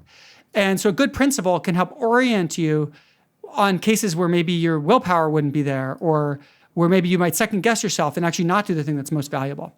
And so just to give you some examples, so here, one of my principles is aim not to avoid anything valuable just because it makes you feel awkward, anxious, or afraid, right? And so I have that principle. And so when I'm in a situation where there's something that's making me feel awkward or making me feel anxious, that's valuable to do, I just go to immediately like, oh yeah, I have to do that thing. Like the fact that's awkward or anxiety provoking is not an excuse to me because that's one of my deep principles, right? And the thing is, if I try to think about it from scratch every time, not only is it slower, but it also is like easy to talk myself out of that thing, right? Yeah, can you give us some more examples of the principles? Yeah, so another one of my principles is aim to have opinions on most topics that are important to you, but view your beliefs probabilistically and be quick to update your views as you get new evidence. And so here, if something I think is really important in society or for my own life, like I want to form an active opinion on it. So if someone said, well, what do you think about this? I would say, well, here's what I think. But simultaneously, I want to be very flexible to new evidence. And so like be ready to adjust my view at the drop of a hat if strong evidence comes in. Not adjust at the drop of a hat with weak evidence, but adjust the drop of a hat with strong evidence. So that's something I aspire to. And I think that's helpful when someone challenges me. If I put a lot of my opinions on the internet, and if someone's like, hey, what about this counter evidence? That principle helps orient me towards not being so reactive and being like, I'm being attacked, but being like, oh no, if they give me strong evidence, my principle says I have to change my view. So did they give me strong evidence, right? Yeah. So at clearerthinking.org, you've got a tool where people can go through and try to figure out what principles do they want to adopt as heuristics for their life. I tried doing that, and I guess by and large, I felt like I wanted to reject the ones that the app was suggesting because they were like, the typical principle feels quite extreme. Something like, never tell a lie, always treat people with kindness, family comes first. They tend to be quite strong in one direction. And it's interesting that there's something about the nature of setting principles that kind of pushes you to say, I want to take a strong stand on a difficult trade-off, rather than saying, well, you should balance X against Y. It's hard to say. What's the right golden middle point to do between everything in moderation. But I wonder, but maybe I'm making a mistake in being too pragmatic and thinking through too many decisions individually, rather than just saying, well, generally X is more important than Y, so X. Well, I think there's a trade-off, right? A simpler principle can be more action guiding and give you less room for making excuses or second guessing yourself. A more complex principle can take into account more aspects of the world so that you miss fewer edge cases. Because it's not that a principle will be right every single time. It's that it will be right most of the time, and it will help you be more efficient and help you avoid second guessing yourself too much or willpower issues and things like that. So let me read you my principle about lying, because I try to adapt to the kind of thing you're saying. So I say, try never to tell lies. White lies are okay only when they're what the recipient would prefer, right? So I'm trying to say there is some wiggle room. If you go to your friend's art performance and they come up to you excitedly, what did you think? And you actually thought it sucked. That's a tough one. I'm going to give myself some leeway to be okay, if I think this person would rather I express appreciation from their art, even they'd rather I lie, then maybe it's okay, I guess you're imagining the hypothetical where you could ask them, what would you have wanted me to say, and then wipe their memory of it or something, and then go back and act it out. Yeah. Then if in the wipe memory scenario, they'd rather I lie, then maybe that's okay. I tried out a little nuance there. No, I get your point though. And the tool gives you some default principles. If you want to find the tool, by the way, it's called Uncover Your Guiding Principles. You can find it on clearthing.org. But the tool tries to give you some starting principles, but you can refine them. You can make them more specific. You can give them more details. We start with simple ones because I'm not sure people are going to have the same little details they want to add. But you could also, the tool also helps you write your own, and it'll make a really cool visualization of your principles for you that you can hang on your wall if you want, that kind of thing. Yeah. I tried thinking what principles do I actually already have, and I think the ones that I have in my mind that I think, this is actually a principle for me, were things like 90 minutes of intense exercise every week. Ideally more, but 90 minutes is the minimum. Yeah, there you go. That's go good. outside every day. No junk food. Get enough sleep. I guess you had that under take care of your physical and mental health, which is a more general principle. Is something as specific as 90 minutes of intense exercise a week, is that too specific to be a principle? No, I think it's it's not maybe your phrase the way a typical principle is, but I think it is a good principle, because it's you're I didn't work. I only worked out once this week. Should I work out?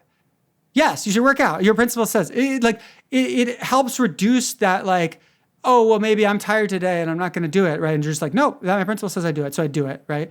But if we were perfectly rational agents that could rethink things through every single time, then maybe we wouldn't need it. But because of sort of the ways our brains work, I think this actually can be a pretty powerful way to help us make better decisions, despite oversimplifying. That's the funny thing. They do oversimplify. Maybe this week actually be better to do 85 minutes of exercise instead of 90, right? But you should probably just still do 90 every week. Yeah. Keep it simple, yeah. Yeah, I guess you had take care of your physical and mental health, which for me would be a little bit vague, I think, because then that would give me too much wiggle room to fall off the wagon, I think, on some stuff. Yeah, totally. And I think for me, maybe I don't need as much exercise exactly 90 minutes. I'm that's not such a, it's something that I'm pretty good about You'll doing. Do fine anyway. There's just a reminder that you should always be, making that one of your priorities in life. Yeah. Yeah. And I think a recent one that I've talked about on the show before, especially in discussing how I consume less news now, is I think the principle is don't consume content that makes you unhappy unless it's meaningfully contributing to your ability to make the world a better place, and you're going to follow through and take the actions that the information consumption is enabling you to take. Because it might help you make the world a better place, but there's no way you'll act on it. I would in principle, but I'm not going to. I think it's a great principle. I mean, it's too detailed for most people, but for someone like yourself, I think it's a fantastic principle. Yeah. Other than that, I guess I'm not sure. Yeah. Do you always want to be kind to people? I'm not sure. Maybe we'll reorder the things here, but either earlier in the conversation or later, depending. We were talking about how sometimes when people are cruel to you, you need to be cruel back, perhaps. Yeah. So mine is try to always be kind. I do try to always be kind, even when someone's a bully to me. I try to point out what they're doing in a kind way. These days, maybe in high school, I was a little more intense. But these days, I try to. I don't actually want to hurt the person. I just want them to not bully people. So. Yeah. I mean, I suppose pointing out someone's bad behavior is kind in a sense that you're enabling them to potentially improve. What principles have you thrown out and replaced over the years, if any? I think it's more that they've coalesced to be more specific and that I've gotten more of them. I don't know that there are any that like I actually thought were good that I've gotten rid of, which is, yeah, it's interesting. If I do get rid of any, that'll be interesting to note. But there is, by the way, there's one on there, which is don't let anyone of low moral character be a recurring or substantial part of your life. And that sort of really relates to our earlier conversation. And I have revised some principles. So that principle, someone really called me out on the first version of that principle, and I revised it. And because I think I added the like recurring or substantial part, and it's because like actually I think it is important to be able to interact with people of low moral character and to be able to like, be at an event and have a 1 hour conversation with them, et cetera. And I think making a rule of like, you always immediately step out of the conversation if you're convinced, that's actually not a very good life strategy. So I kind of revised that, yeah. Yeah. How did you decide what principles to include? Is it kind of, you put down candidates that sound intuitive and then you think, if I did this intuitively, would this make my life better? If I'd applied this principle in the past, would my life have gone better? Is there more to it? Yeah, I think that's a really good approach. Would my life have gone better? I think what our tool does is it gives you a lot of ideas for principles, so you can read through them and see if any of them resonate. Or even if they don't resonate, they might inspire you to write a version that resonates more with you. So yeah, I looked through lots and lots of different potential principles. I thought about what heuristics have worked well for me in the past and have benefited me. And yeah. So I guess as part of clearer thinking, you've been involved in making quite a lot of tools that are aimed at helping people make better decisions. And I think that's cut across individual decisions, but also kind of group decisions, like, families deciding what to do, or a share house is figuring out how to manage things, or a work team, or an entire organization. I'm curious to know, what do you think are the biggest, or the most important classic pitfalls that people or groups stumble into that cause them to make bad calls? Yeah, I think it's really interesting the way group decision-making is so different than individual decision-making. And I think it speaks to the social nature of our species. A lot of group decision-making is people trying to guess what other people want and like adjusting for it. And they do it for different reasons. Sometimes they're doing that because there's like a high status group member and everyone wants to like look good to that person, or not, at least not challenge that person. And so they're trying to guess what the high status person wants and like not go against it. And you can get this at companies, for example, where like, the higher up person at the company is like everyone's trying to appease them.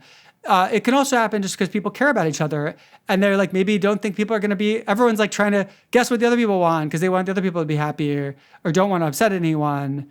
And so it really changes the dynamics of group decisions so much. And I think the right way to set up group decisions actually depends a lot on the type of decision and what you want to optimize for. For example, let's suppose that what you're trying to do as a group of, a few friends, let's say 5 of you, trying to decide where to go to dinner, right? That kind of decision, it's pretty reasonable to say, let's go to somewhere where nobody's super unhappy, right? Like it would kind of suck to go somewhere where like someone has no menu options they can eat, right? So you think you want a kind of minimum bar. In that kind of scenario, you kind of want a veto system of like, you want people to honestly say if they'd be unhappy there, and then just pick from the things that nobody would be substantially unhappy. That's going to be very different than, let's say you have a committee that's like evaluating where to give grants, right? And in that kind of scenario, if you have a veto system where anyone can veto it, you're going to end up with like lowest common denominator risk aversion, where any kind of like out there idea gets rejected by someone, and then you stifle innovation in your grants. So it depends a lot on the kind of setup, and you can kind of tweak the parameters to help optimize a group to be better at the kind of decision. Do you think people make better decisions as individuals or as groups? I think it depends a lot on the type of decision and also the type of group. So obviously, if you're trying to decide where you want to go to dinner alone, you're going to be better at that than like the group will be at like average, maximizing the average happiness of the group, because it's a much harder problem and there's an information communication problem. So it's a little hard to compare because they're not even trying to make the same types of decisions usually. But let's suppose it was something like, should you fund this grant, right? Well, on the one hand, the group will have social biases where like maybe everyone's trying to appease this high status person. You could also have weird like false consensus effects. Nobody wants to like speak out against a thing. So everyone thinks the thing's a good idea. And then the group picks a thing, but it's actually nobody's first choice, right? So in that, so a group could be worse for those reasons than an individual. On the other hand, one major advantage that groups have is they can catch each other's bias. People in the group catch each other's biases. And like, if those biases are idiosyncratic and not like things that all people are biased in or the whole group is biased in, they can cancel to some extent. People are much better at critiquing other people's ideas than they are their own. So I think that way the group can excel. So it's complicated, yeah. We talked on the show with a couple of different people. I guess Vitalik jumps to mind too. Interesting like mathematical breakthroughs and crypto approaches to trying to get better decision making in groups and kind of having decentralized collaboration and things like that. Do you think there's potential for that kind of sort of stuff to be adopted in organized? Or do you think we're going to get much mileage out of that research agenda? Yeah, it's really interesting. There are certain kinds of situations where like trying to get all of society to make a decision and you kind of voting system. But the reality is when you have smaller groups, like organizations and things like that, the problems are so much simpler than these like complex solutions or targeting. They're things like everyone kissing up to the boss, right? Or the loudest person talking the most and influencing the group, the charismatic person, right? Even if they're not the highest status.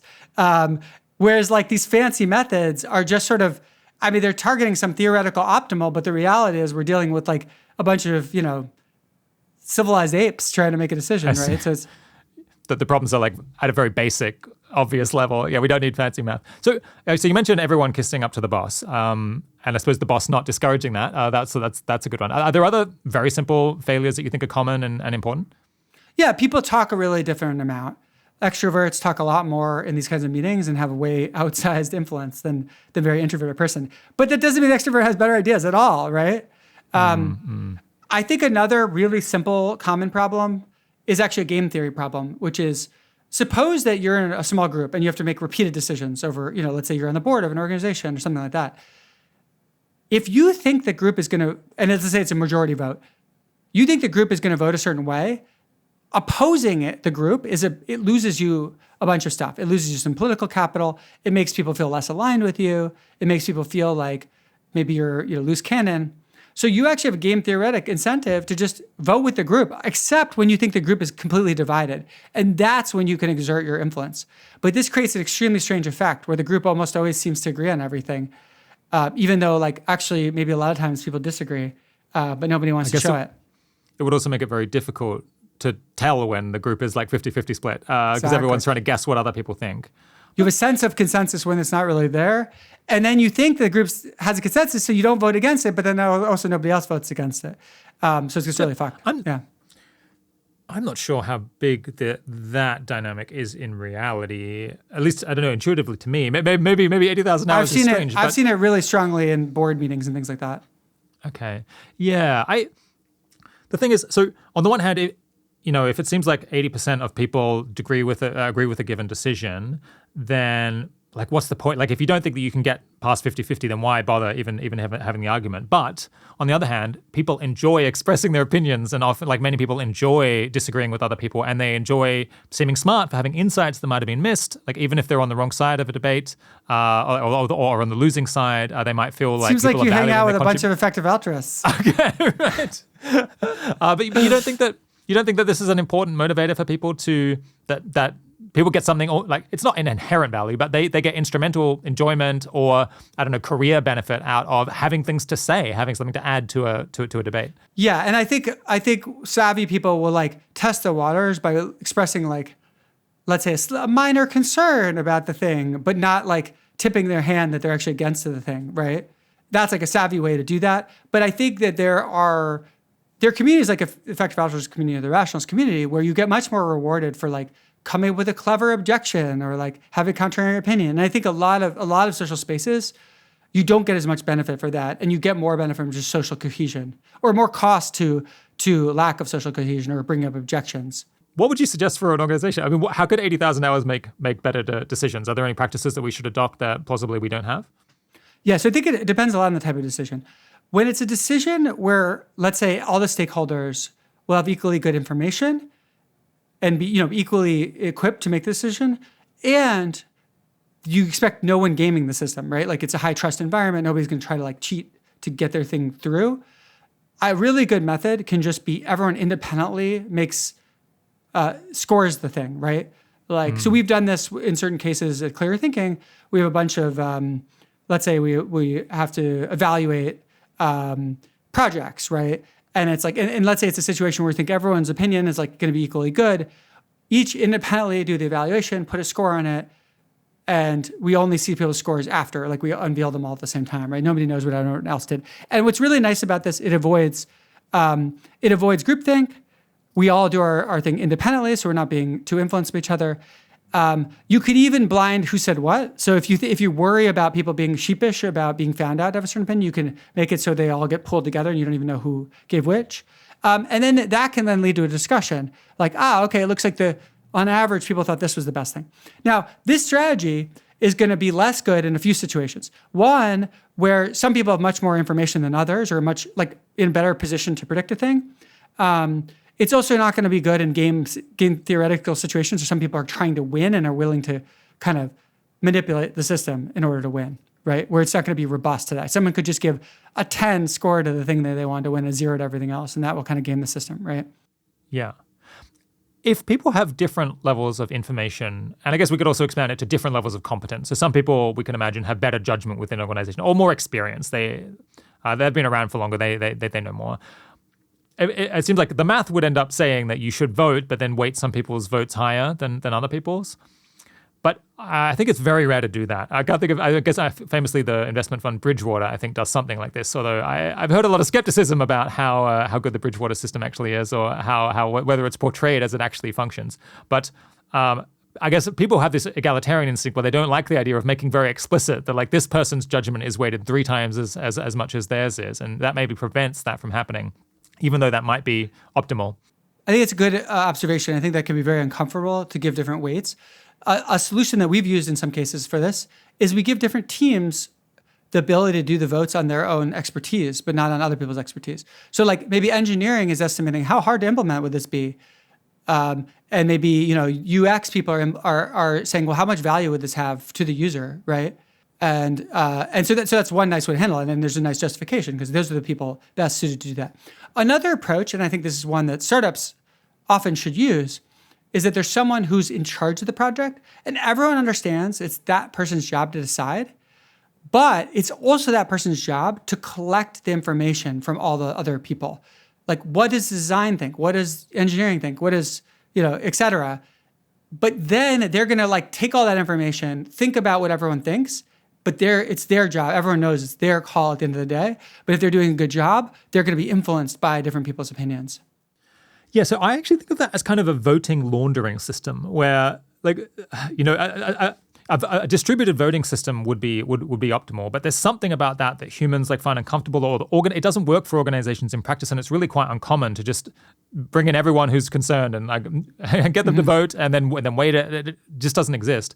But you can effectively do that by getting someone to go and talk to the different people, sussing out their opinion, and then they, in their own mind, like average across all of the different opinions, and you've effectively voted without the voting actually happening, and I suppose the votes being public, and people being able to see whether the vote was accepted or not. And I think that works reasonably well, at least if the person doing the collation is good. Exactly. It all hinges on the skill of the person who's in charge of the project.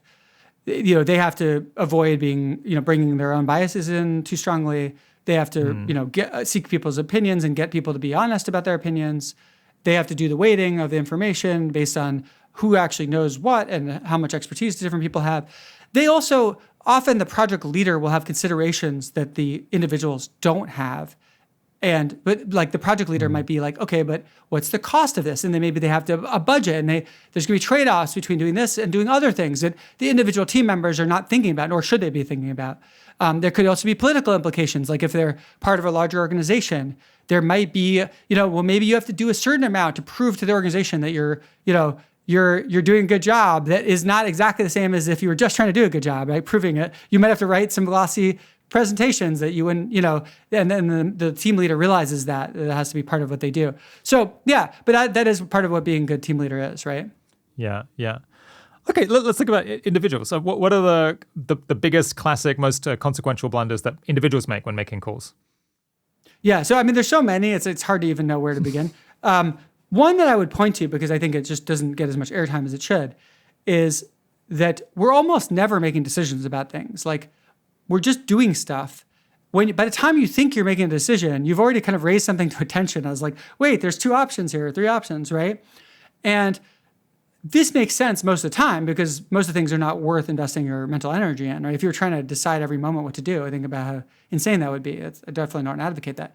However, what I've noticed is that people often have a big problem in their life they're not making a decision about that they probably should be. And I've been guilty of this myself, for sure. So it's like trying to notice, oh, wait, there's something not optimal here, something far, not going so well. Raise it to the level of a decision, right? So trying to make more decisions, but also not decide about everything, decide about the important things that maybe you aren't making a decision about. Yeah. My wife and I play backgammon quite a bit. I suppose many people will be familiar with this with chess or other games as well. But almost always the biggest, most consequential mistakes you make are cases where there was just an obviously way better move and you didn't see it. You didn't consider it whatsoever. So that wasn't in your line of exactly. Yeah. And I guess possibly there's some analogy here that very often it's because it's an unnatural move. It's not something that it's a move that's good in this case, but is not how the checkers typically get moved around the board. And so you just simply don't consider it. And I guess that would be the case potentially in life decisions as well. A move that could be very good for you but would be abnormal, you're just not going to have it as part of your option set. That's a really good observation. And abnormal can mean different things. It could mean it's not the thing you would typically do. It could also mean it's not a cultural thing that's typical in your society. Like maybe everyone in your society around you in your culture does the same kind of stuff, but it's actually horrible for you. And so you're just doing the same kind of stuff and not realizing that you're even making a decision, right? Yeah. Okay, so one bottleneck is just not even realizing that a decision is being made.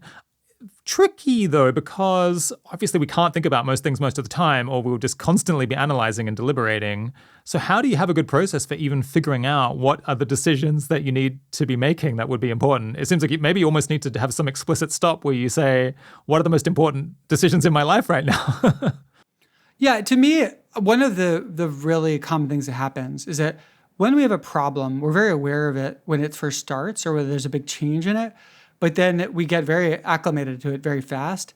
And so one thing that I just try to think about is, what are the problems that are happening in your life that maybe you're so used to, you don't even view them as a problem anymore. But if you step back and start it over, you're like, oh, wait, that's a problem, right? We all kind of see examples of this in really little things. Like maybe there's a hole in your counter or whatever. And at first it's annoying, but then you're just so used to it. And you just don't fix it for years, right? Whereas really you should have fixed it right away. But the second best thing would be to just notice it today and just get it fixed, right? Instead of just working around it. And I think we do that for much more serious things, like someone who has significant depression and they're just used to being depressed and they kind of forget that there's anything else you could be, right? Because it's been so many years. And it's oh wait, no, maybe you should be making a decision around your depression and actively engaging with what you want to do about it. Yeah. Okay, so not realizing that there's a decision at all, a big potential failure. What are some other ones? So I think another big one is that people will accept one framing of a problem. And I feel like when a friend comes to me with a decision, they want to discuss it and they want my thoughts on it, very rarely is what I'm trying to do, give them a really specific answer. I solved your problem. But what I'm trying to do often is give them other ways of thinking about what they're doing or giving different framings.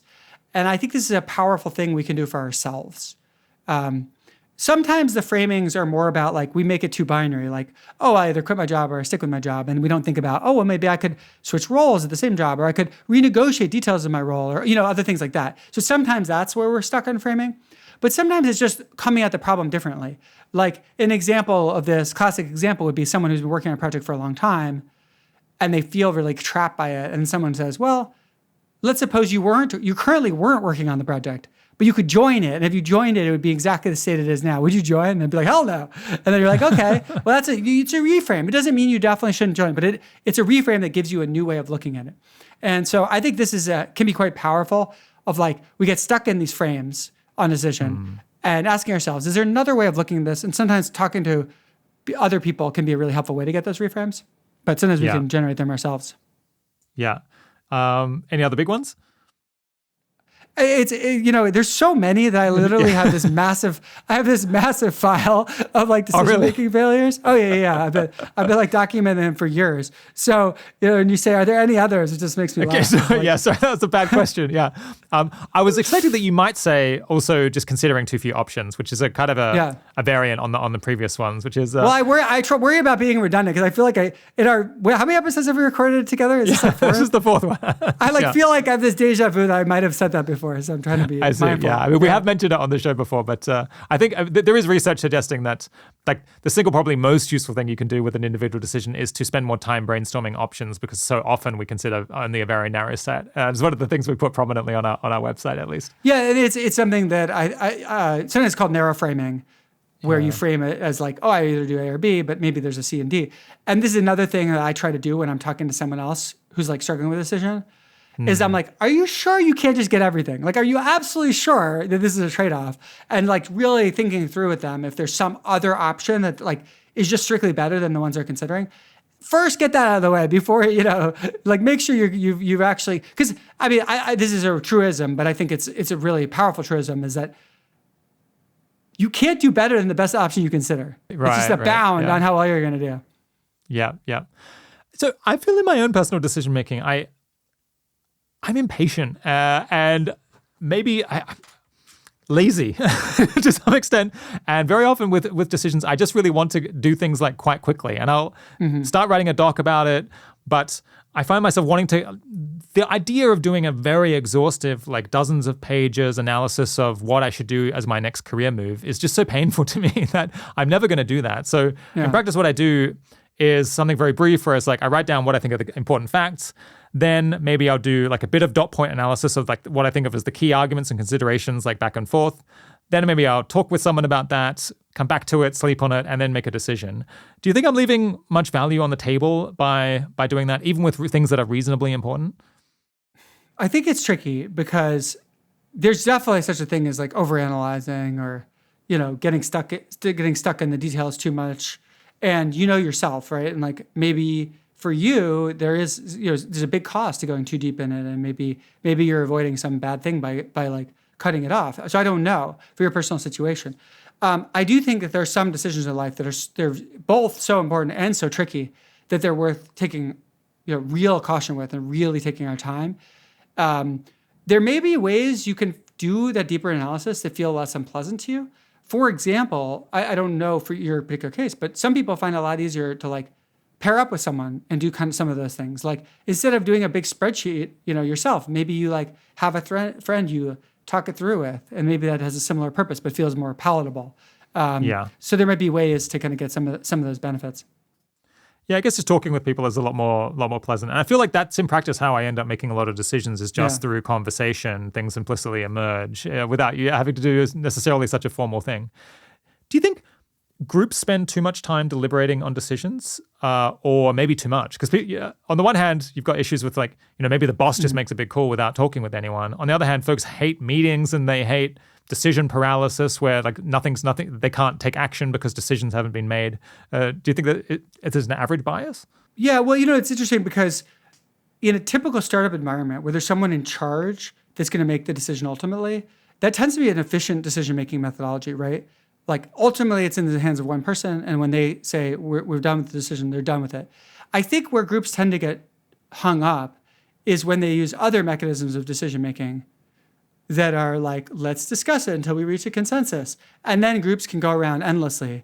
You look at like juries, right? If a jury deliberates and comes up with an answer in 3 hours, that's amazing, right? That's like really fast, So like, when you really need, we all agree, that can be an incredibly slow process. It can, and in some cases that's warranted. Like if it's, deciding when something gets a death penalty, okay, that's good. Should take a long time. But in like smaller decisions, that can be a huge pain in the ass, right? Yeah. So maybe the key thing is making sure that you're spending the most amount of time on the decisions that are most consequential, and trying to move more quickly on things where the stakes are not nearly so high.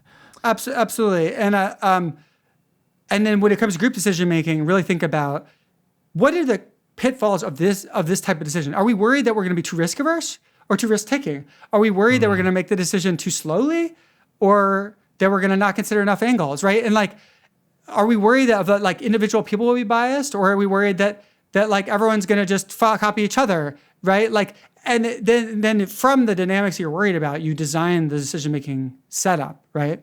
To lean against that particular failure. Yeah, exactly. Do you blind everyone so nobody knows what everyone else said? Do you put one person in charge? Do you use a formal voting system? They're all solving different problems, essentially.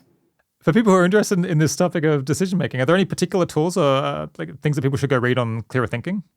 Yeah, so if you go to clearthink.org and you click on all tools, there's a checkbox where you can limit it by types of tools, and there's a set of tools on decision-making. So you can click that box and you can see all our tools on decision-making. Okay, new topic. What is lightgassing? So lightgassing is a phrase I came up with to describe a phenomenon that I kept encountering, but I'd never had a word for.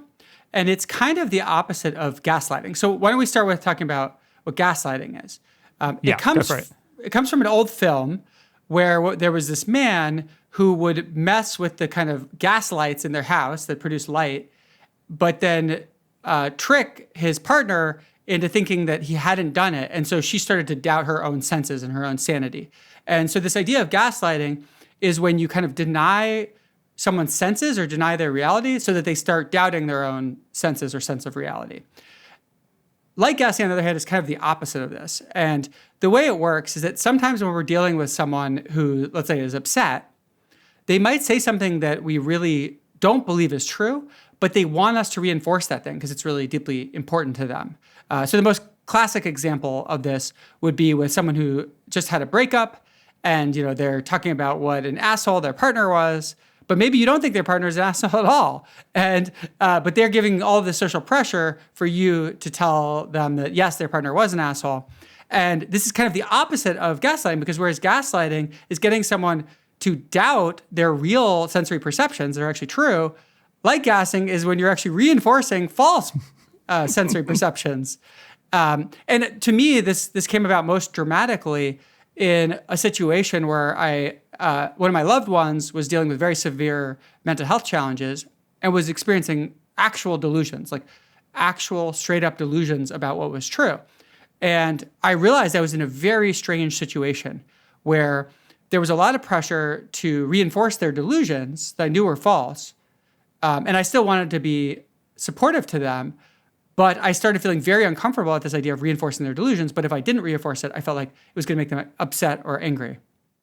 Yeah. So it's been interesting to me to see how this term gaslighting has become more and more common, because I guess as originally construed in this movie, it's a really extreme behavior where you're like a Machiavellian actor who's going out contriving crazy situations in order to get someone to think that they're going mad, which I would say to a close approximation almost never happens. I mean, I'm sure some people do that, some really evil folks. But these days it seems like gaslighting is, I guess, people use it to describe situations where you disagree with someone in a way that causes them to question, I don't know, whether they're right almost, regardless of whether you have any intention to make them think that they're crazy. But either way, gaslighting seems probably unusual. But I would say by contrast, lightgassing is ubiquitous. It's almost like the default in a conversation is if someone says something and you disagree with them, you just kind of go along with it. Would you say would you agree that this is basically the bread and butter of human conversation much of the time? Well, I think it's really useful to think of both of these things on a spectrum, right? So there's the extreme, for gaslighting, there's an extreme gaslighting where you're literally purposely manipulating a situation in order to make someone feel crazy. And I actually have seen cases of this. Someone I knew growing up, they really mistreated their girlfriend. And I asked them about this once, and they told me that there were certain things that they were doing to try to make their girlfriend think that they could never be loved by someone else, so they would never leave them. And I was like, wow, that's completely insane. But like the level of like knowledge that they were doing this really like blew me away. So it's not that it never happens, but it is, I agree, it's quite rare. And then there's this spectrum, and I think we've had a lot of watering down. Yeah. What sort of person is so conniving that they do that, but so unconniving that they will just tell you that they're doing that? I think it's interesting how people who are not very good people sometimes don't really have a very good sense of how their behaviors will be perceived by others. Maybe they think that their behavior is more typical, or they overestimate how much everyone else is thinking the same way they are. Yeah, I think that's right. And we all kind of overestimate how much everyone else thinks like us. I think also there's this very strange thing where people sometimes are proud of their manipulations, especially people who like lack empathy, and they view it as sort of like, look how clever I am or something. Yeah. Okay. All right. Yeah, I agree with you, but I mean, maybe this sort of really evil gaslighting is more common than I imagine. But anyway, light gassing. Right. Well, and I will also say, like, I think the phrase gaslighting gets overused. It gets used for things that really aren't gaslighting. It's really just that someone disagrees with you. It's fine for someone to disagree with you. It doesn't mean they're invalidating your sensory perceptions, right? Like, but sometimes there are certain kinds of disagreement that are an invalidation. Like, for example, let's say, Rob, I feel really angry at the thing you said to me, and then you were like, no, you don't. Like that would be a form of gaslighting, where you're like, well, it's like, what, you're saying I don't feel angry, So. Yeah. Okay. For light gassing, again, it's a spectrum, and I agree with you. Very mild light gassing is probably bread and butter of conversation. Like, people often say things we disagree with, and many people just kind of nod along or say as though they agree, right? Sometimes they even go further and like pretend more actively to agree, and don't just nod along. But then there's a much more extreme forms of it where like someone is really trying to get you to agree to something specific that's maybe even harmful for them to believe. It's like a false belief they have that might be harming them, and you feel pressured into agreeing with it. Yeah. So what you got into thinking about this because a friend of yours was having delusions. I guess were they suffering psychosis or something similar to that? Yeah, something like in the psychosis spectrum. Yeah. And what did you conclude about how one ought to deal in these situations? I suppose maybe we should distinguish. There's, I guess, the case where someone is having active delusions because of a mental health problem. I guess also people having dementia. I think this is a very common situation that carers have to deal with, although somewhat different dynamics at that stage, I guess. And then there's, I suppose, the case where someone has had very often, I guess, an interpersonal conflict that they feel incredibly strongly about. And they really want people to agree with their interpretation. I guess breakups would be one, but there's others as well. Conflict at work or something like that. And they're going to find it very difficult if people disagree. But it might be quite important for them to find out if they're misunderstanding the situation, because they could end up taking actions that are quite harmful if they've got the wrong end of the stick. Well, what advice would you have for people about how to actually act in these cases? Yeah, so first of all, I'll say we've written an essay on our website, clearthing.org. If you want to check it out, you want to kind of dive deeper into this. But I will say, I think fortunately, the kinds of strategies you use actually are similar, whether it's a really extreme case, like someone experiencing delusions, or a more mild case where maybe someone's just really angry at their ex-partner or something like that. And what I try to do is validate the person's feelings without validating false perceptions they have. And that doesn't mean you tell them they're wrong. Like, it may be, if someone's upset, it's usually not appropriate to be like, you're wrong about X, Y, Z. Like, that's probably not the right time. But you can still be there for them. You can show them compassion. You can tell them you care about them.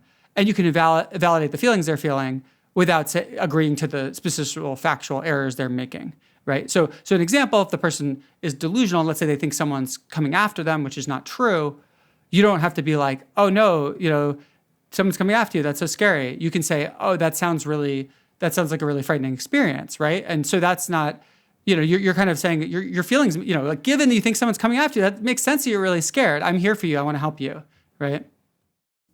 So in your experience, if you validate people about how they're feeling about the situation, but you don't necessarily agree with their factual interpretation of what happened, people find that sufficient? They don't really actively try to pin you down on whether you think they're right? Well, I think partly if you're giving people what they want in the scenario, you're giving them empathy, you're showing that you care about them, you're listening openly and curiously. A lot of times they feel satisfied and they don't necessarily care about you literally agreeing to everything they're saying. But if they do pin you down, I think a useful thing you can do there is become curious and say, I don't know that much about this. Could you tell me more about this? Tell me more about why you feel this person's an asshole. I really want to understand it. And be open-minded that you could be wrong. Maybe the boyfriend really was a total asshole. And maybe this person who is experiencing delusions is actually right. There is someone following them. Like, you never know. So. Yeah. And if you end up concluding that they're mistaken, that their interpretation of things is really off base after asking all these questions, it seems like you could face a tricky decision, basically, because the most interesting light gassing cases are those where there's unlike many bread and butter, like normal white lie situations, there could be a big gain to the person if they were able to realize their mistake, because they might be about to quit a job or do something quite hostile because they've interpreted events one way. But on the other hand, there could be a very large cost for you personally, or it could be very upsetting to the person, or it could cause them to cut you out of their life because you're challenging them on something that, because it's around an emotionally charged issue, it's extremely important to them, and they really maybe feel alienated having friends who are telling them that they're wrong about something that's so central to their identity and life at that point. I mean, so maybe this is just a very difficult trade-off to navigate in general. But do you have any advice? Yeah, I think at the end of the day, it comes down to a conflict between your values, right? So on the one hand, what's wrong with lightgassing, right? First of all, because we didn't really talk about that. And I think from my point of view, there are two big things wrong with it. One is it actually can be a disservice to the person that you're doing it to. You can be reinforcing false beliefs that actually are going to cause harm for them. And so I think you have to be really careful about that. Like reinforcing someone's delusions or even reinforcing someone's misperceptions about their social life actually can have a real cost for that person later, right? The second thing is that it's inauthentic, where it's essentially a form of lying. And if you have a value around honesty, you're kind of violating your own values, right? Now, if you are genuinely in a situation where this person is going to be really hurt, unless you lie to them essentially about what you think, now we're in a values conflict, and you have to think about, okay, there's values at stake that I care about. One value is helping my friends see things clearly to help them in the future. Another value is being honest. Another value is not causing harm to them, not causing them pain. And you're just going to have to think about how much you value each of those things in that moment and do the best to take the action that produces the most value according to your value system. Yeah. Do you think on average people probably err on the side of agreeing too much or too little? Too much. I mean, it's. Yeah, okay. I just think it's. I think Not people close. do it. I think people do it without even thinking about it.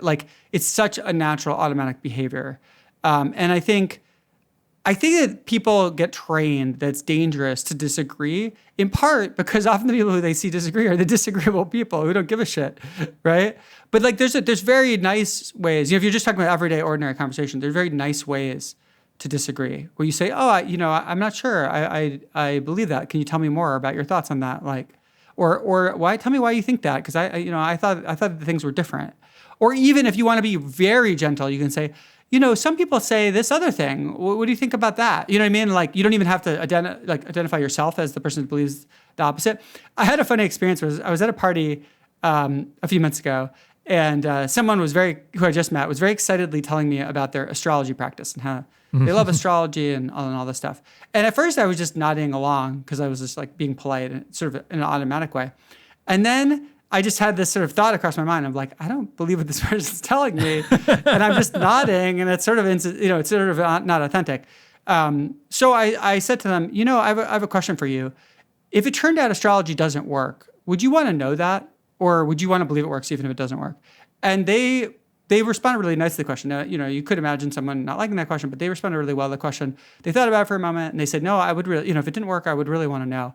And that, to me, was a really positive shift in the conversation. And then we got to talking about, how do you know if things are real? And could astrology be scientifically tested? What would that look like? And to me, it was a much more fulfilling conversation, hopefully for them as well. So anyway, there are ways to do this. Obviously, there's some skill involved, right? Some social skill involved. And if you don't have that social skill, okay, maybe you start just by agreeing, but you can kind of begin to push the envelope in little ways, Yeah. Why you bring up astrology? You actually ran an enormous test to see whether astrology works or not, right? Was that the result of this interaction, or just coincidental? It was a bit coincidental. So we were doing a series of studies on personality, and I thought, hey, what would be this? What would fit into this study perfectly is if we just threw in astrology as well.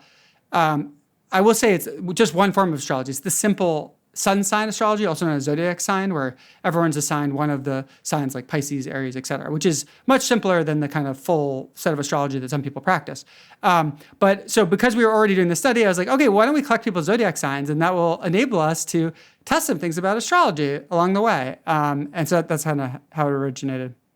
I guess we'll keep people in suspense, but about the result. But so you had all this personality data, and then you got people to tell you their star signs, and then you tried to see. Did you collect other data as well, and then see whether any of these things lined up with astrological star signs? Exactly. So we collected, I believe it was 37 different, call them life outcomes about people. So things like how many close personal friends do you have? What's your education level? What's your income? Have you been arrested? All these different facts about a person and we chose them because we thought they were things that people might care about predicting. Like they could be interesting to know about a person, right? And we wanted to really cast a wide net. So we picked 37 of these things. And then what we did is we said, okay, let's see how predictable these things are. And we can do it using personality. So we did it using a Big Five personality test we developed, which is the kind of gold standard in academic personality testing, where you give each person 5 scores with the acronym OCEAN. So O stands for openness, C for conscientiousness. Then you have extroversion, agreeableness, and neuroticism. So we give 5 scores to each person. We try to predict using these 5 scores each of these 37 life outcomes. And then we also try to do it with astrology, where we take their zodiac sign. We represent it as a 1 if they have that zodiac sign, a 0 if they don't. And so we have this vector of 1s and 0s, with a single 1 for each person. And we try to predict each of these 37 life outcomes. And so the method we used for testing personality and testing zodiac signs was exactly the same. We ran a linear regression trying to predict each of these 37 life outcomes using each of the 2 methods. Okay. You mentioned that you were using star sign astrology. Sun sign. Okay, sun sign. Yeah.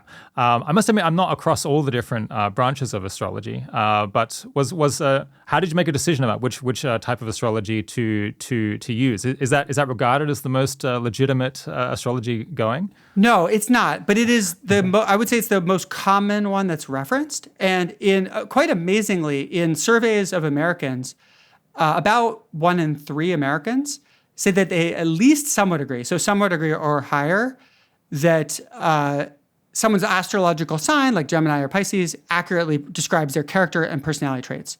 So it's not that it's the one that like professional astrologers most like. It's definitely not. They use more complicated ones. But it is sort of like the common denominator that most people think of and that a lot of Americans believe in. Okay, yeah. So what did you find? Yeah, so first, to see that the method works, what we can do is we run this linear regression on fake zodiac signs. So we assign each person a random zodiac sign that's not their real zodiac sign. We run this linear regression. We try to predict these 37 life outcomes. And what we find is we're able to pick out 1 out of 37 using this method. And now, of course, that's a false positive because we put fake zodiac signs. So it kind of gives you a sense of the false positive rate at being about 1 in 37 false positives, right? Then we run it on real zodiac signs, and we find we're able to predict 0 out of 37, which was just a fluke. Like it could have been 1, it could have been 0. But basically, yeah, none of them of these 37 life outcomes were we able to predict using people's zodiac signs.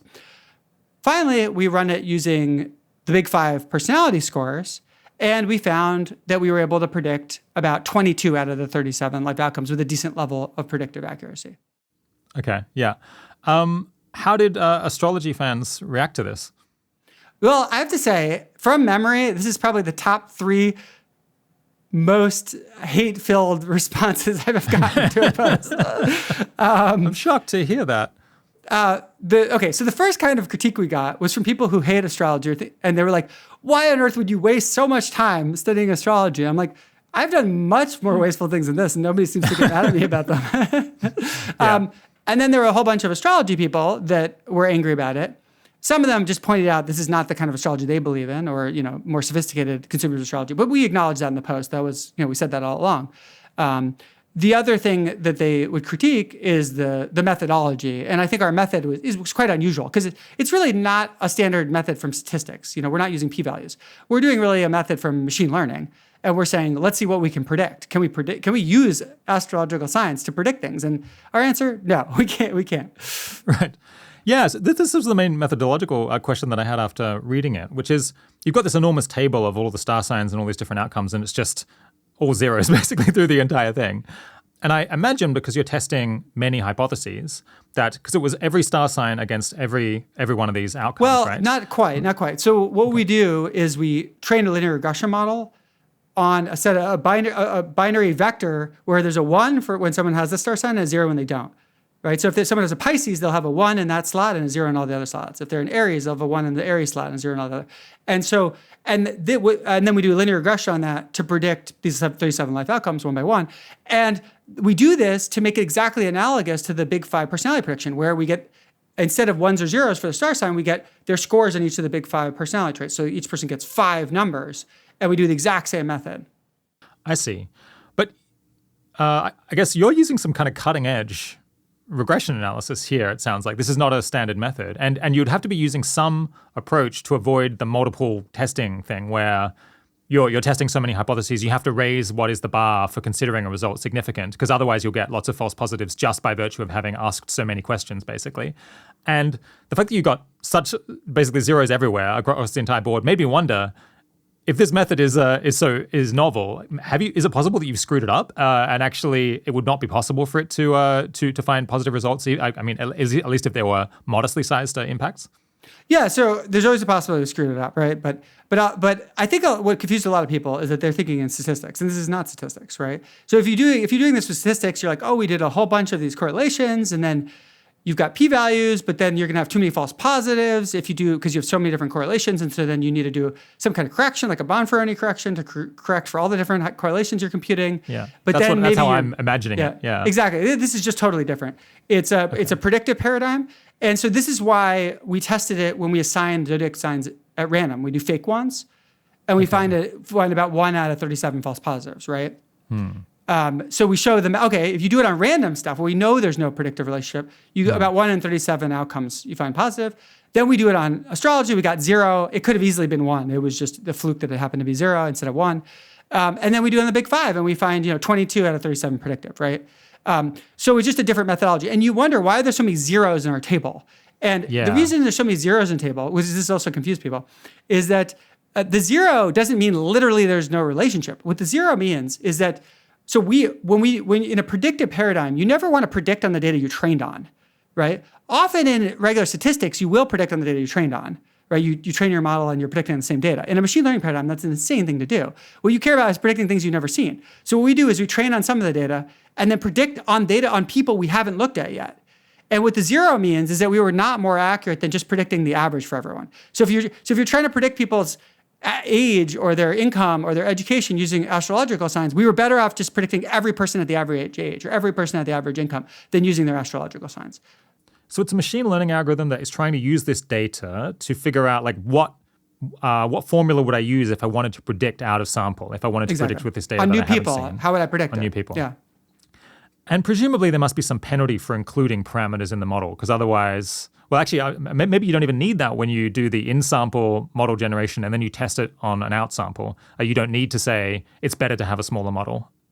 Yeah, that's a good question. So we actually used a method known as L2 regularization. We're really getting into technical weeds here, but I'm happy to talk about this. It's a very interesting topic. So there's a danger of a model overfitting, right? If you have lots and lots of variables in your model and you train it on some data, there's a danger that it fits the noise and not just the signal. Now, if you do the thing where you train it on some data and then you predict on the same data, which often people do in statistics in various ways, there's a really bad danger that you've overfit your sample, right? You've learned about that specific data point. And of course you can predict it because you learned about that specific data point. What you really want to know is, can you predict data you haven't looked at yet, right? Does your model generalize to new data? So by applying it to new data only, we avoid the issue of overfit, that we might have accidentally overfit, right?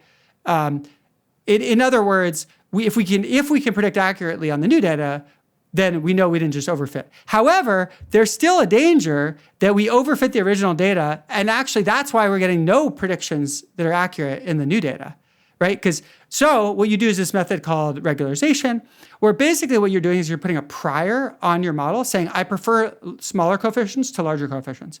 And then you can set the strength of this prior. And you can prove mathematically that the strength of this prior, as you make it stronger and stronger, overfitting becomes less and less likely. And then so what we did is we tested it for all different values of the strength of this prior, ranging from 0 prior, where you get something that's very much just like regular linear regression we're used to, or logistic regression we're used to, all the way to a really strong prior. And we basically show it doesn't matter which prior you use. You still get no results for zodiac signs, no matter what prior you use. That's just kind of a robustness check. Okay. So yeah, So now that we've not lost very all of our audience and nobody's listening anymore, what should we talk about? Just kidding. I know you're a sophisticated audience. Yeah, I mean, I actually think this is quite interesting. This isn't where I was going to go with this, but I guess I studied classic statistics, and I'm used to the p-values and the tables with the coefficients and hypothesis testing and so on. This is a different paradigm. Should I be expecting this to take over? Do I need to learn how all of this stuff works, because this is like what the future of statistics is going to be? Well, I don't think there's much danger in it taking over. I think the p-values are alive and well, and even the people who are like pushing against p-values, usually they're pushing for a Bayesian approach, not kind of machine learning approach. I did my PhD in math, but I specialized in machine learning. So often when I approach problems, machine learning is a natural approach to me. Sometimes I approach them statistically and sometimes with machine learning. And I think this is actually a very common point of confusion, because often they'll use methods that seem really similar. Like you might have linear regression in machine learning and linear regression in statistics. So what's the difference, right? Is it just the same paradigm? And the answer is no. Statistics is about testing a hypothesis. So you have a hypothesis and you want to test it. Machine learning is about making the most accurate predictions you can. It's not about testing a hypothesis. So it's a fundamentally different way of looking at things. So we want to say, well, how much can we predict from zodiac signs? Which is a different question from testing a hypothesis around zodiac signs. From a communications point of view, even if this method is better, do you think, I mean, obviously some people were skeptical because they're like, what the hell is this? Like L2, what is this table? So many zeros? Like, that's really sus. I mean, did you just fill a table with zeros and then publish it? How do I know that any of this data even exists? I guess it's it does speak to the trade-off between using cutting-edge approaches that you think might be actually sounder intellectually and actually being able to persuade people, which requires maybe like where familiarity is helpful and the sense that you didn't have a lot of discretion about how you did things is helpful. Yeah, so one of the challenges I think comes up for me in research is that if I'm in a mode of figuring out the truth, that actually can lead to different behaviors than if I'm in a mode of like communicate to other people. And that creates this tension. And I often much prefer to start in the mode to figure out the truth. Like, I think that's a better way to start. And then you can come back to, okay, how do I communicate? So this is how I in my let's figure out the truth mode, how I approach this. And then maybe I should have done more work to redo everything in terms that people are familiar with. But I do worry that if I'd used a really typical statistical approach, that the result might have just been underpowered to find things. And so I believe, I'm not positive, but I believe this method gives us sort of the best chance of actually figuring out the truth about this. So maybe you don't know enough about astrology to answer this, but so one response was, this is sun sign, is it sun sign astrology? Yes. Is that right? Yeah. Okay. And of course you got all the zeros for this, but we use more sophisticated model. But if you have a more sophisticated model that includes sun signs as well as moon signs or other suns, or I don't know, whatever they use, if the sun thing is a part of it, then they still have some explaining to do, because why is it that you wouldn't get some predictive value out of the sun component? It suggests that they should drop that component out of their more complicated astrology approach, right? Yeah, so I think it depends on the way they use sun signs, because some methods are more complicated, still use sun signs. And then if they use them in a way where we should expect them to still correlate with things, like your sun sign is part of what they use to make predictions, even if it's not all of it, this is still evidence against their approach. If they use sun signs in a way that's highly nonlinear, where let's say the interpretation of the sun sign depends on all these other factors and it could be interpreted totally differently based on the other factors, then it's not clear that this is really even providing evidence against their approach. But what I will say is, to most people, this is what astrology means, the thing we tested, right? But this is the thing that's in the newspaper. This is the thing that you're getting in your inbox if you subscribe to an astrology thing. Yeah. For a lot of the basic astrology stuff. That's right. And then another thing I think that's pretty subtle is that people will say, well, but you only tested these 37 things and you didn't find the ability to predict. Well, what if it predicts these other things? And it's yeah, it's always possible to predict something obscure. But if it predicts things, they're even correlated substantially with any of the things we're predicting, right? So we have things like number of friends you have and your employment status or whatever. If you're claiming astrology predicts things that are substantially correlated with any of them, we should have still been able to predict these things through that correlation. Yeah. So you have to be saying, if you say that it works, and you just none of these 37 things was the right thing to worry about, you have to argue that there's something else that was important that not only isn't on this list, but isn't correlated with meaningfully with any of the things on this list, which includes, education and income and lots of really quite central life outcomes that you think would be at least related to other stuff that's important. So in fact, it provides a more comprehensive test than might be initially apparent. Exactly. Now, the last thing I want to say actually about this, a caveat of this research, is that it's not powered to find really small effects, right? So if let's say Pisces were like 3% more likely to be employed, I don't think we would have been able to find that. And so an objection some people have raised to this research is like, but aren't there well-established effects about when in the year you're born that have to do with, for example, are you like the youngest in your class or the oldest in your class, right? And there's sort of things about athletes, like maybe if you're like one of the oldest in your class as an athlete, like you actually excel more, and then that's like a self-fulfilling prophecy, where if you're the youngest, you tend to be smaller. And it's totally possible those effects are real. Like I wouldn't be surprised if those effects are real, but I would be surprised if those effects were really strong. And so I suspect that if they're real, they're pretty small, and like, especially when you average over a whole adult population. Like it's a pretty big difference to look at like professional athletes, right? Where this, maybe you could have this compounding effect versus just averaging over everyone. Does it really matter that much if you're like one of the younger in the class, or versus one of the older? Maybe a little bit, Yeah. Okay. Well, sun sign astrology probably doesn't have large effects. We break the big news stories on this show. Well, the last thing I'll say is OkCupid did this amazing analysis many years ago. So they have a match algorithm that tries to predict your compatibility, and they've shown that it's actually pretty good at predicting compatibility between people. And so they ran their algorithm on every pair of sun signs, like Pisces to Aries, whatever, Aries to Capricorn, whatever. And it's just a hilarious chart because it's just all the same number in every cell, except for one that was like, just due to noise, was off by one. But so it's it's the same result that we found basically, but through a different methodology. Do you have any idea what? I don't want to get stuck up on astrology here, but with so many superstitious things, the thing that just immediately pops into my head is, what is the causal mechanism? And I'm like, I don't understand what the causal mechanism could conceivably be for stars where the sun was affecting like details of your employment history or your like relationship compatibility. So you kind of dismiss it out of hand. And I imagine that many people who don't buy into astrology, that's the basic reason. But it seems like many people don't have that filter, or that's not a question that they immediately ask when presented with a claim. Have you ever looked into this? Well, you have to both think that it doesn't have a plausible causal mechanism, and you have to be pretty confident that science has like found most plausible causal mechanisms, right?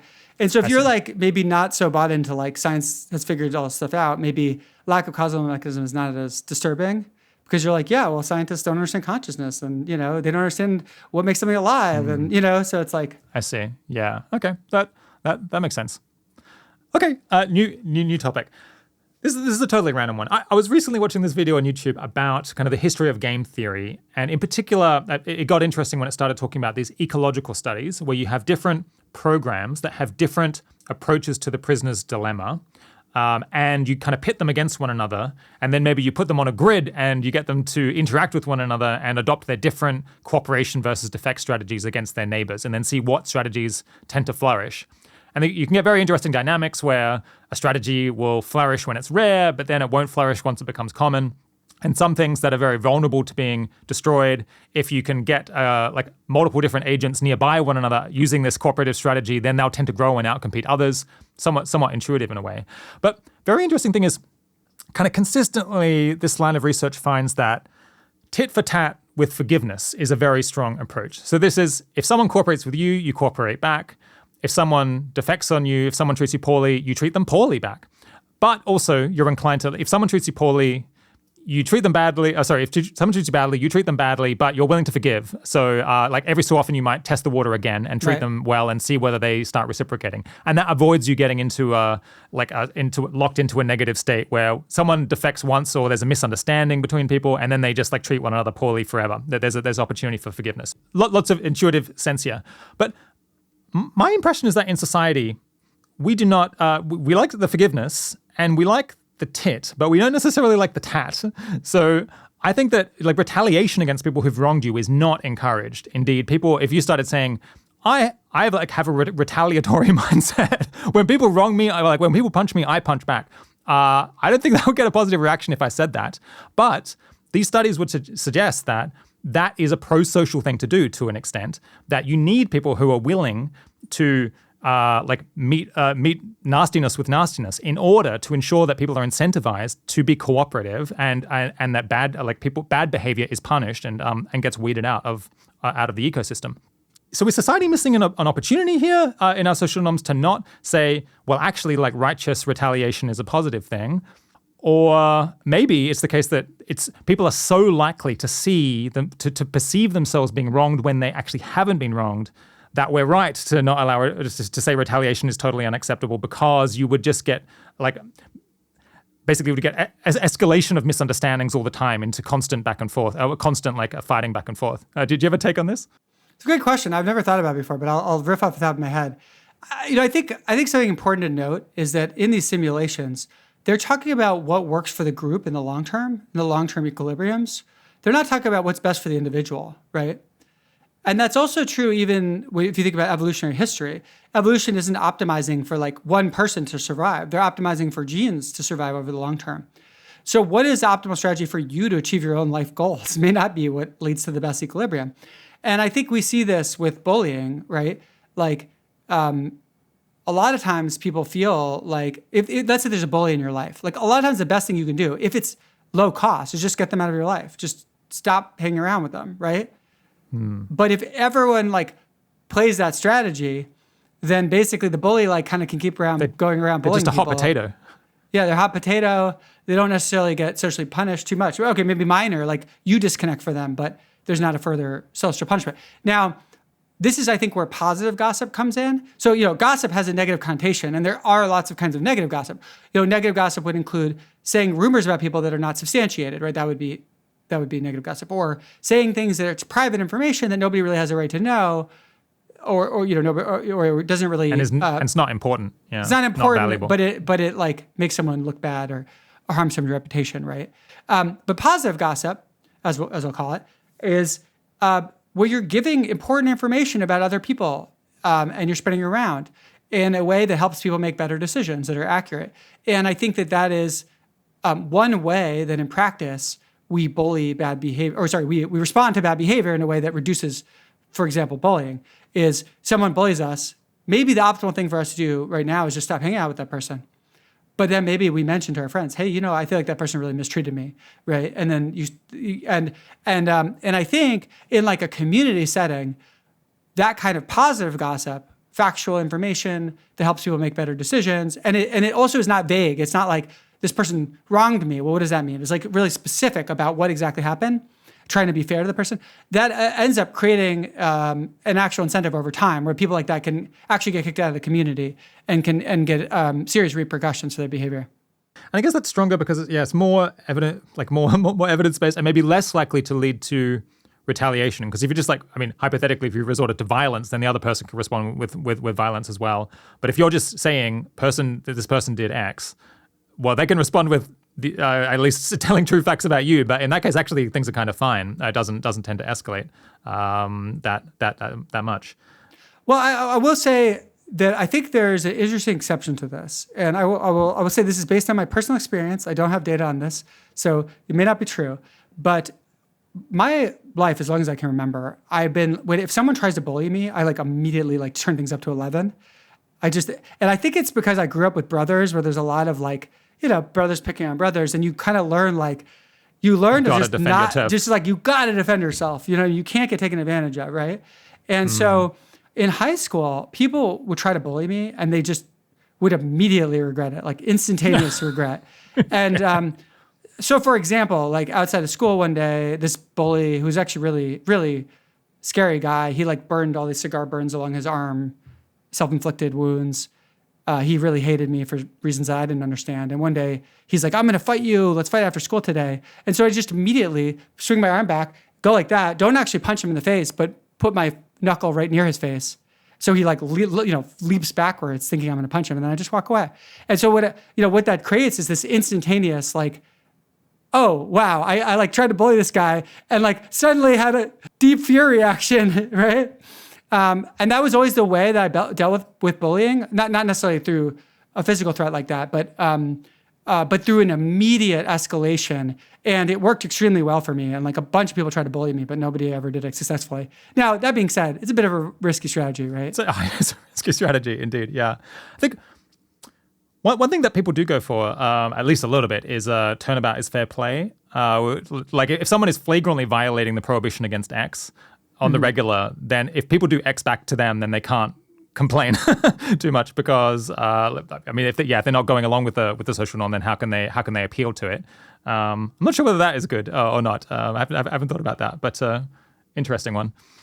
Yeah, and I would just say I think there's a version of this that's like not for like high school courtyard, but a version of this of like everyday encounters where someone might be being like, let's say someone you just met is like humiliating you in front of a group, and I've seen scenarios like this too, and I think there's a version of this that you can also do.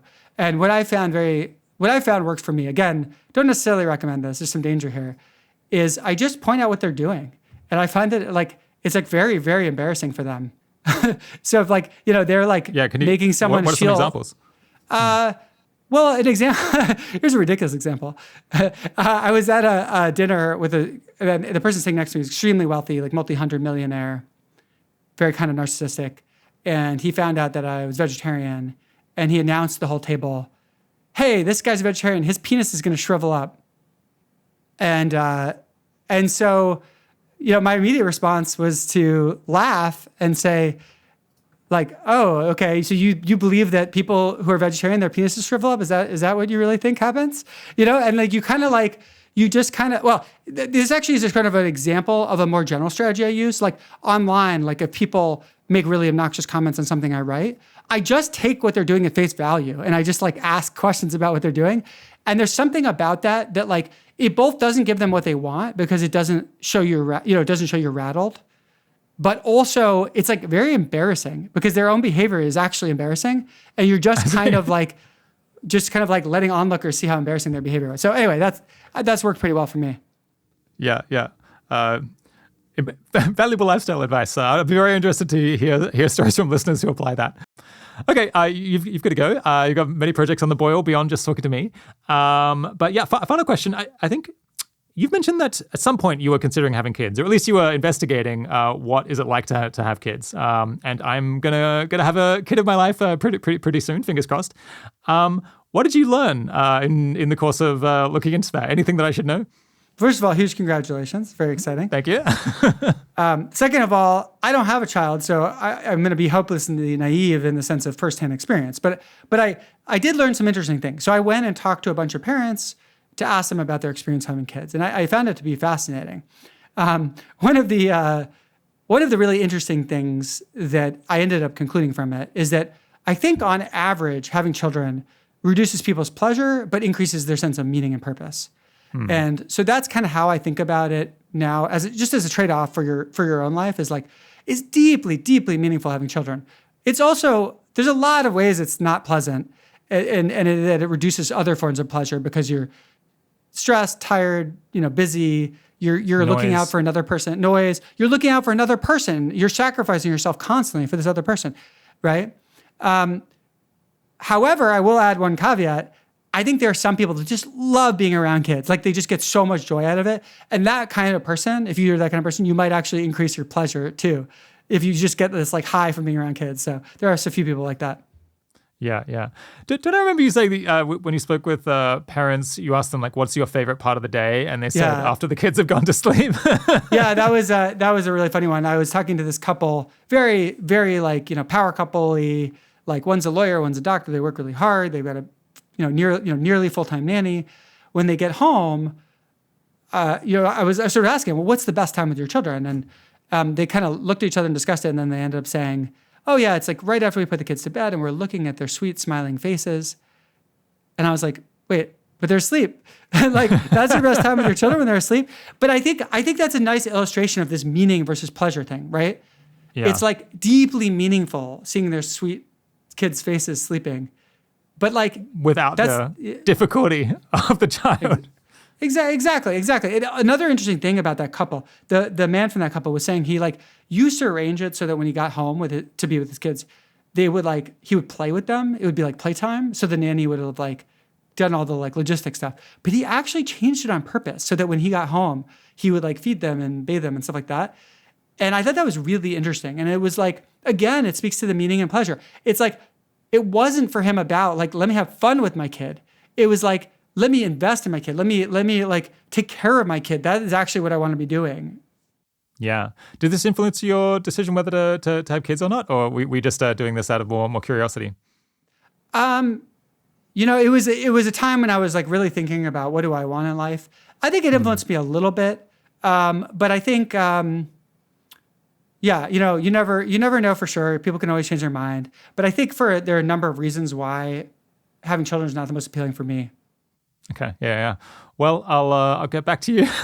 Let me know how it goes. In the future about how things go. Yeah. Yeah. You should start tracking your meaning and pleasure right now, so you can get some good high quality data, and hopefully you should have like 10 or 12 kids so you can get a decent sample size. So.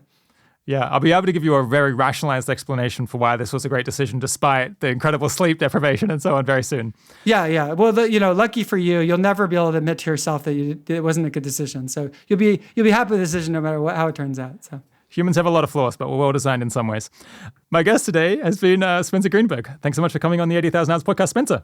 Thank you so much, Rob. I really enjoyed this. And if people enjoy this conversation, I would just love it if you check out my podcast, Clear Thinking with Spencer Greenberg. Have on lots of really interesting guests talking about interesting things. And I've had Rob on too. So yeah, can recommend.